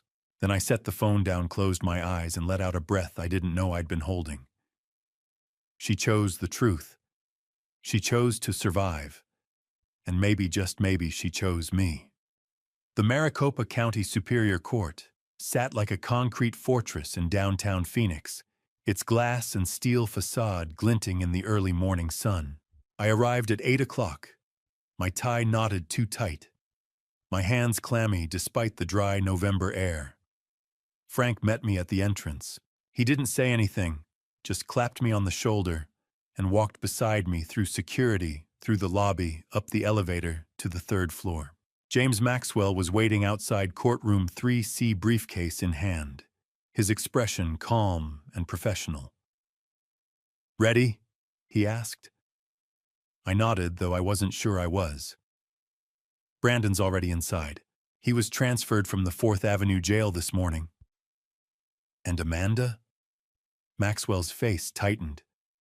She's not coming. My stomach dropped. What do you mean she's not coming? She said she'd testify. She will, but not today. This is just the preliminary hearing. The judge will decide if there's enough evidence to proceed to trial. Amanda's testimony comes later. He paused. She asked to stay away from the courthouse today. She's struggling. I wanted to ask more, but the bailiff opened the door and called us inside. The courtroom was smaller than I expected. Wood-paneled walls, fluorescent lights, rows of empty benches. A handful of people sat scattered in the gallery, journalists, I guessed, or curious onlookers. I took a seat in the front row, Frank beside me, Maxwell at the prosecutor's table. And then they brought him in. Brandon Hayes.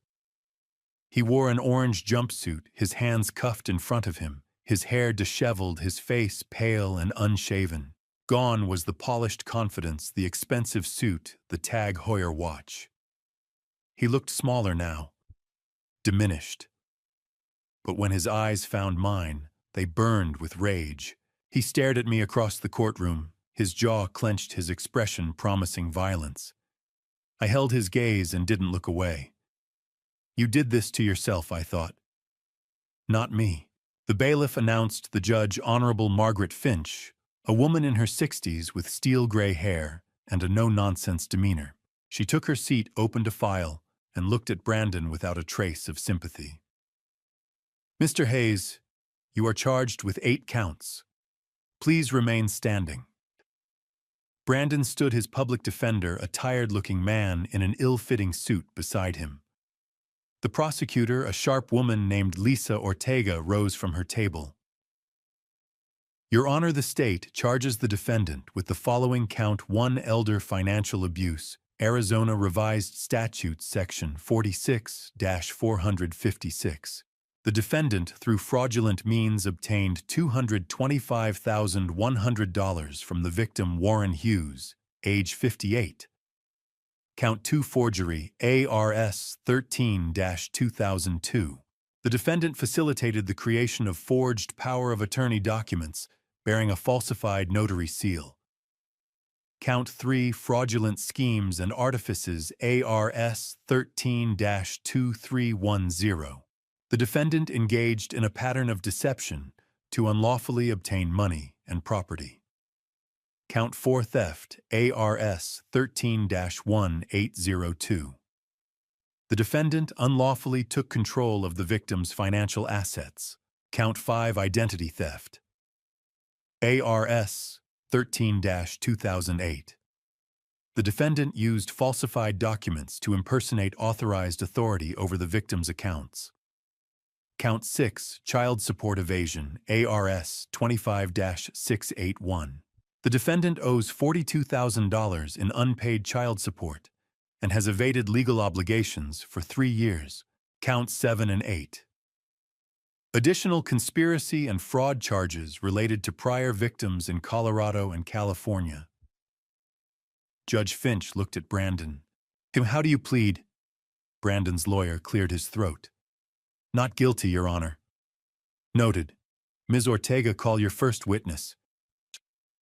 For the next 2 hours, I watched the case against Brandon Hayes unfold like a landslide.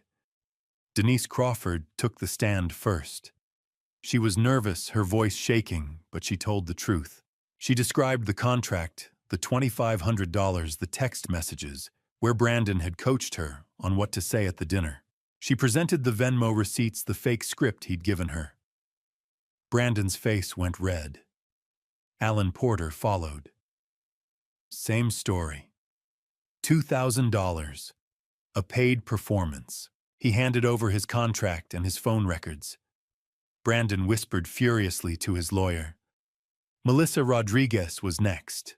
She sat in the witness chair with quiet dignity, her hands folded in her lap, and told the judge about Chloe, about the abandoned pregnancy, about 3 years of silence, 3 years of unpaid support, About the sudden $15,000 payment on October 24th, the same day my savings account had been drained. Brandon stared at the table. Then came the Zoom testimony. Michelle Torres, calling in from Denver, described how Brandon had convinced her to invest $95,000 in a non-existent restaurant. Her voice broke when she said she'd lost her retirement savings. Jennifer Adams from San Diego recounted a nearly identical scam. $67,000, a fabricated story about his mother's surgery. No mother, no surgery. By the time the last witness finished, Brandon looked like a cornered animal. Judge Finch reviewed her notes. Mr. Hayes, I find sufficient evidence to bind you over for trial on all 8 counts. Bail is set at $500,000. $500,000. Brandon's lawyer leaned over, whispered something. Brandon's face went ashen. Your Honor. The lawyer said, my client does not have the resources. Then he'll remain in custody until trial. Judge Finch's gavel came down. We're adjourned. Brandon was led away in handcuffs. He looked back once, his eyes locking on mine. I didn't flinch.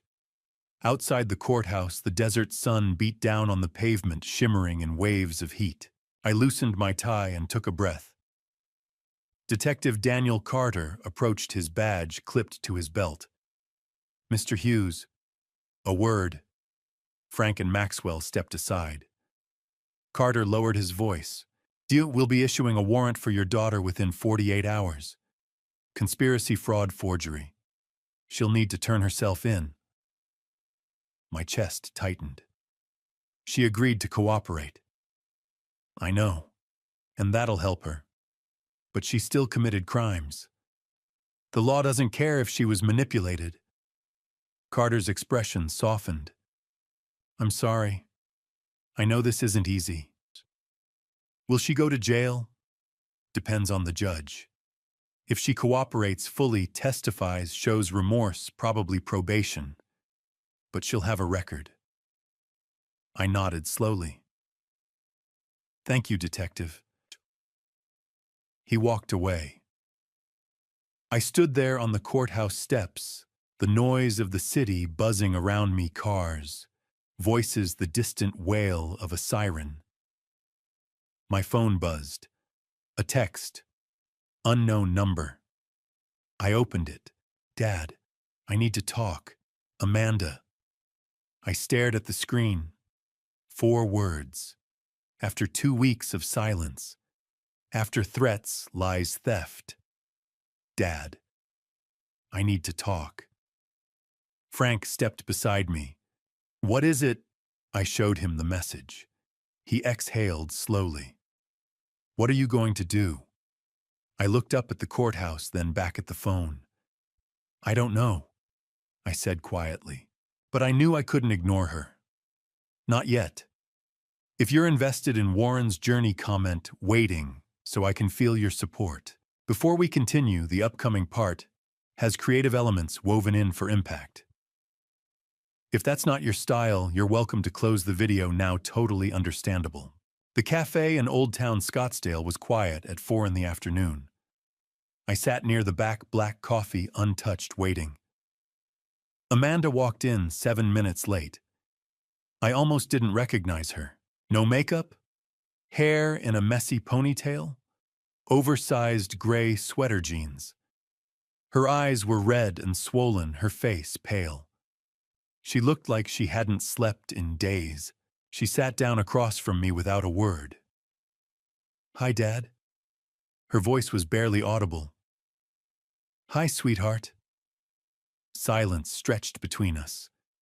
She twisted her fingers together, staring at the table. I'm sorry, she whispered.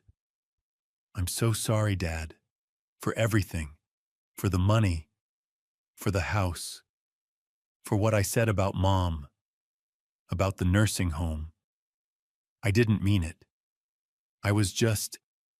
Her voice broke. She pressed her palms against her eyes, trying not to cry. I waited. Brandon told me you wouldn't even notice, she said, tears spilling over. He said you had so much money that taking a little wouldn't hurt you. He said you'd want to help me. And you believed him. I wanted to believe him, because I was desperate.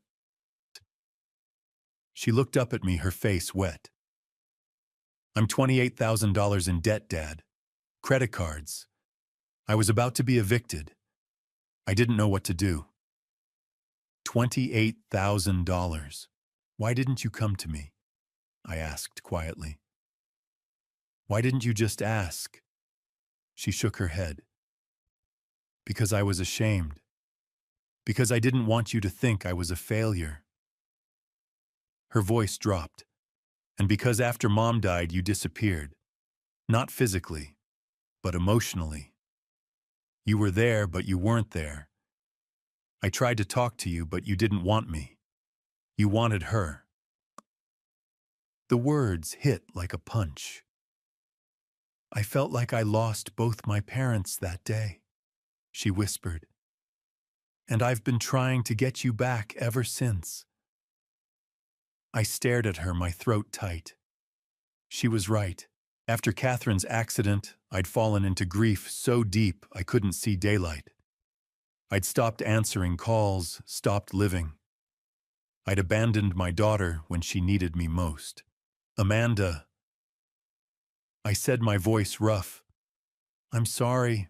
I didn't know. I know you didn't. That's why I didn't say anything.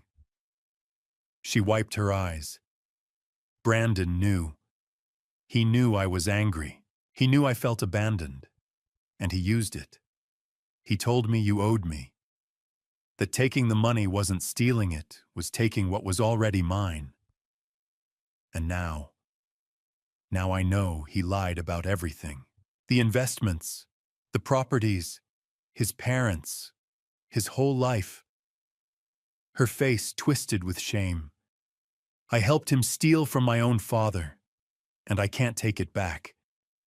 I reached across the table and took her hand. She flinched, then gripped my fingers like a lifeline. I forgive you, I said. She shook her head violently. You shouldn't. I don't deserve, Amanda. Look at me. She did, tears streaming. I forgive you. You made a mistake. You were manipulated. But you're still my daughter. And I love you. She broke. She bent forward, sobbing into her hands. I stood, walked around the table, and pulled her into my arms. She buried her face in my shoulder and cried deep, wrenching sobs that sounded like they'd been buried for years. I held her and whispered the words I should have said 3 years ago. I'm sorry. I'm so sorry I wasn't there. I'm sorry, Dad. I'm so sorry. We stayed like that for a long time. At 4:45, the door opened. Detective Daniel Carter stepped inside. Amanda pulled away from me, wiping her face. I called him, she said quietly. I need to do this. I need to face what I did. Carter approached.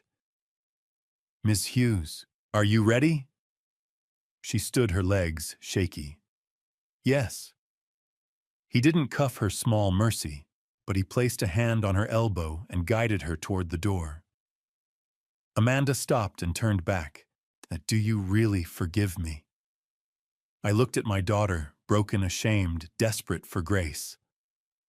I already have, I said. But you need to forgive yourself first.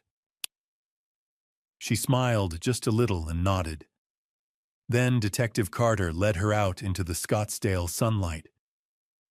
I stood at the window and watched them walk to the unmarked sedan, watched Amanda climb into the back seat, watched the car pull away, carrying my daughter toward a future I couldn't control. And I realized something. I'd gotten her back. Not the version of Amanda I'd lost 3 years ago. Not the little girl with pigtails and crayons. But the woman she was now. Flawed. Broken. Real. She was going to face charges. She was going to plead guilty. She might serve time, but she was mine again, and that was enough.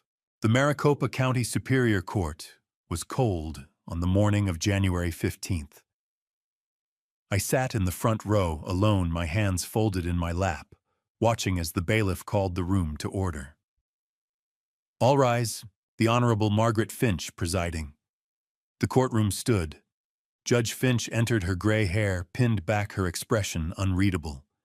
She took her seat and surveyed the room. The state of Arizona versus Brandon Michael Hayes and Amanda Marie Hughes. Please be seated.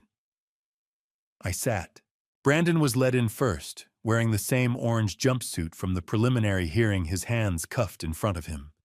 He looked thinner now, his face hollow, his eyes dark. He glanced at me once, a flicker of rage, then looked away. Amanda came next. She wore a simple navy dress, her hair pulled back, no makeup. She looked small, fragile. When her eyes found mine, I gave her a small nod. She nodded back, then sat beside her public defender. The trial lasted 3 days.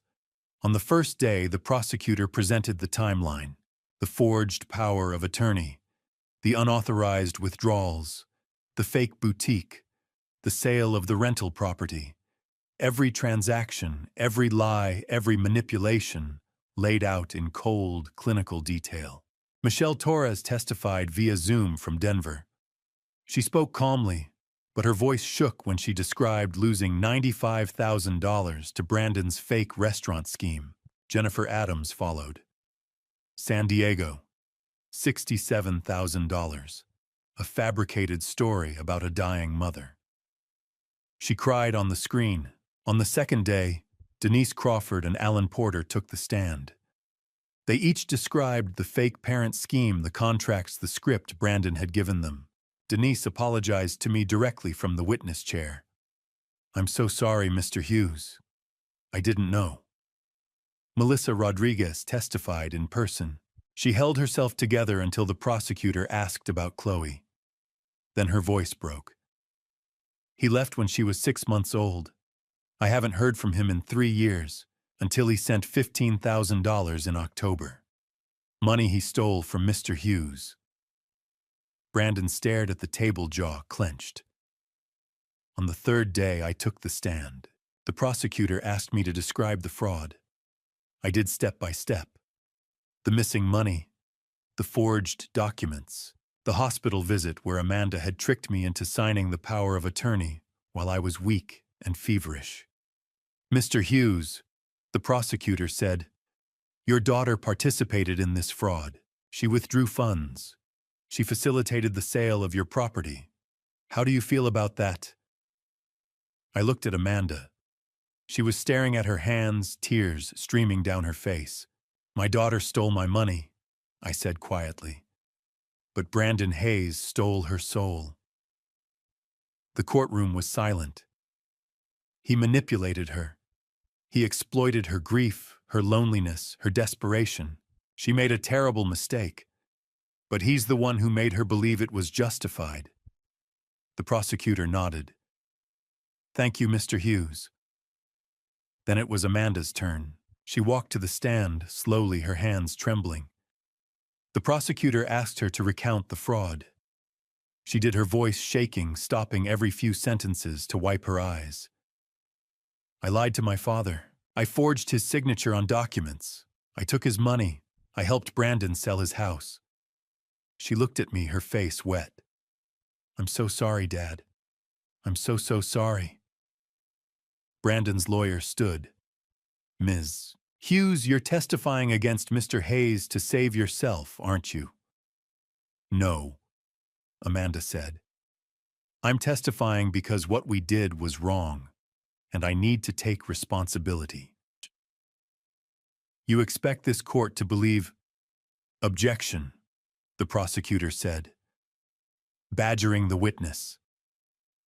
"Sustained." Brandon's lawyer sat down, frustrated. Then Brandon himself took the stand. He denied everything. Said Amanda had acted alone. Said he'd tried to stop her. said I was the one lying trying to frame him because I disapproved of the relationship. The jury didn't buy it. When Amanda's lawyer cross-examined him, Brandon lost his composure. He pointed at Amanda, his voice rising. She's lying. She's the one who planned everything. She used me. Amanda flinched, but didn't look away. Mr. Hayes, the judge said sharply, control yourself or you'll be removed from the courtroom. Brandon sat back, seething. On January 19th, the jury returned. Guilty on all counts. Judge Finch sentenced Brandon first. Mr. Hayes, you have demonstrated a pattern of deceit, manipulation, and financial exploitation spanning multiple years and multiple victims. You preyed on vulnerable people, including the elderly and a single mother. This court sentences you to 5 years in the Arizona Department of Corrections. You are also ordered to pay restitution of $275,100 to Warren Hughes and $42,000 in child support to Melissa Rodriguez. Brandon's face went white. Then the judge turned to Amanda. Ms. Hughes, you participated willingly in this fraud. However, the court acknowledges that you were manipulated by Mr. Hayes and that you have shown genuine remorse. You have cooperated fully with the prosecution. This court sentences you to 18 months in the Arizona Department of Corrections, followed by 5 years of supervised probation. You are jointly responsible for restitution alongside Mr. Hayes. Amanda nodded, tears streaming. The bailiffs led them away. Brandon didn't look back. Amanda did. Her eyes found mine one last time before the door closed. 2 days later, I sat in the visitation room at the Perryville Women's Facility. Amanda walked in wearing a tan jumpsuit, her hair shorter now, her face pale but calm. She sat down across from me, a sheet of plexiglass between us. We picked up the phones. Hi, Dad. Hi, sweetheart. She smiled just a little.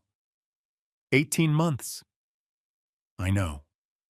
That's a long time. I shook my head. It's nothing. I'll wait for you. 18 months. I can wait. Her eyes filled with tears.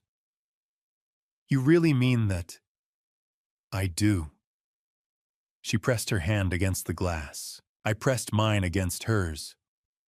I love you, Dad. I love you too.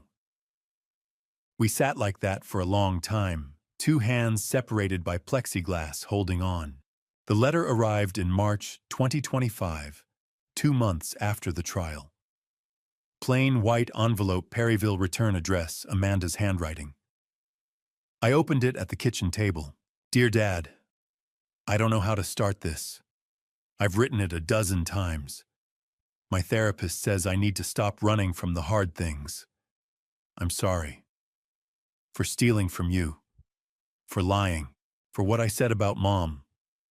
I've been going to therapy twice a week. I'm learning things I didn't want to see. How I blamed you for Mom's death because it was easier than accepting she was gone. How I let Brandon manipulate me. How I convinced myself stealing wasn't really stealing because I was angry. None of it was your fault, Dad. You were grieving. You were human. I don't expect you to forgive me. I just need you to know I'm trying to become the person you raised me to be. The person Mom would have wanted me to be. I love you, Dad. Amanda. I read it 3 times, then folded it carefully. That night I wrote back. Dear Amanda, I received your letter. Thank you for being honest. You don't need to keep apologizing. I've already forgiven you. What you need to do now is forgive yourself. I'm proud of you for going to therapy. That takes courage. I want you to know something. No matter what you did, no matter what happens, I choose to love you. That's not conditional. It's just true. 18 months will pass. I'll be here when they do. Love, Dad. I mailed it the next morning. The months that followed were quiet. Spring turned to summer, summer to fall. The house felt empty, but it was a different kind of empty. Not hollow grief, but waiting. In April, Frank convinced me to volunteer at the Phoenix Public Library again. I started teaching elder financial abuse workshops twice a month. I told my story carefully without names and watched seniors lean forward taking notes. "How did you know something was wrong?" someone asked. "I didn't. Not at first. I trusted the person who hurt me. That's what makes it so hard." After one session, a man in his 70s approached me, hands shaking. "My son's been taking money from my account. I didn't know who to tell." I gave him James Maxwell's card. "Call this lawyer. He'll help you." The man's eyes filled with tears. "Thank you." I thought of Amanda, how easily I could have stayed silent. But I hadn't. And maybe this man wouldn't either. In June, I used part of the restitution money trickling in from Brandon's prison wages and set up a small fund. $5,000. The Catherine Hughes Elder Protection Fund. Money to help other victims pay for legal fees, counseling, basic needs. Frank helped me file the paperwork. Catherine would be proud. I hope so. Letters from Amanda came every 2 weeks. She told me about therapy sessions, her job in the prison library, the book club she'd joined. She told me about the women she'd met, all trying to survive their mistakes. "There's a woman here named Maria. She embezzled money to pay for her daughter's cancer treatment. She's been here 3 years. She says the hardest part isn't the time, it's the guilt. I understand that now." I wrote back every time. Short notes, updates about the house, Frank's terrible golf game, the workshops, the fund. "You're doing good work, Dad," she wrote in October. "I'm proud of you." I cried when I read that. In November, Frank invited me to Thanksgiving at his daughter's house. I almost said no. The thought of celebrating while Amanda sat in a cell felt unbearable. But I went. Frank's grandkids ran around shrieking. His daughter handed me a plate of turkey. I ate, smiled when I was supposed to. On the drive home, Frank asked, "You doing okay?" "I'm managing." "She'll be out in 7 months." "I know." December came. I put up a small Christmas tree for the first time since Catherine passed. I hung a few ornaments plugged in the lights and stared at it. On Christmas Eve, I wrote Amanda. "Dear Amanda, I miss you. I don't say that enough, but it's true. I put up a tree this year. Maybe because I wanted to remember when you were little. Maybe because I needed to believe good things can come back. 6 more months. We're almost there. Merry Christmas, sweetheart. Love, Dad." January arrived cold and clear. I marked days on the kitchen calendar. 18 months minus 13, 5 to go. In February, Amanda's letter was different. "Dear Dad, I've been thinking about what happens when I get out. I'm scared. Scared I won't find a job. Scared people will judge me. Scared I'll disappoint you again. But I'm also hopeful. I've changed, Dad.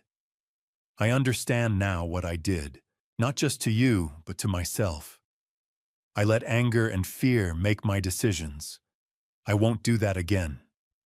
I don't know what my life will look like in 4 months, but I know I want you in it. If you'll still have me. Love, Amanda," I wrote back immediately. "Dear Amanda, of course I'll have you. You're my daughter. That hasn't changed. It never will. You're going to be okay, better than okay. You're going to build a life you're proud of. And I'll be here to help however I can. 4 more months. I'm counting down with you. Love, Dad." On the last night of February, I sat on the back porch wrapped in a jacket staring up at the desert sky. The stars were bright and endless. I thought about the last 18 months, the theft, the trial, the letters, the waiting. I thought about Catherine, about the promise I'd made to protect our daughter. I'd failed for a long time, but in the end I'd kept it. I reached into my jacket and pulled out a folded piece of paper. Amanda's drawing from 1999. My daddy the hero. The crayon lines faded the paper soft. I stared at it for a long time. We made it, Catherine. I whispered into the cold desert air. 4 more months. We're going to make it. And for the first time in years, I believed it. When I look back at everything that happened, I don't just see betrayal. I see my own silence, my own grief, my own blindness. This wasn't only a family story about money. It was a family story about distance pride and the dangerous things we don't say out loud. I thought being strong meant handling pain alone. I was wrong. If you take anything from this family story, let it be this. Don't ignore red flags just because they come wrapped in love. Don't sign what you haven't read. Don't assume your children are fine because they smile. And don't disappear emotionally the way I did after my wife died. That vacuum became the space someone else stepped into. People may call what I did dad revenge, but it wasn't revenge. Real dad revenge isn't about destroying your child. It's about stopping the person destroying them. And sometimes painful truth is the only form of protection. If there was any dad revenge in this journey, it was aimed at deception, not at my daughter. Justice matters, accountability matters, but so does grace. I believe God does not waste pain, He uses it to refine us. I lost money, I lost peace, but I found my daughter again. And that is worth more than any account balance. Now, from my heart to yours, thank you for staying with me until the end of this journey. Leave a comment and tell me, what would you do if you were in a father's place, betrayed by his own child, yet forced to choose between justice and mercy? I truly want to hear your perspective. If this story moved, you consider subscribing so you don't miss future episodes. Please note, while inspired by real-life social issues, certain elements have been dramatized for storytelling. If this type of content isn't for you, feel free to explore other videos that better match your interests.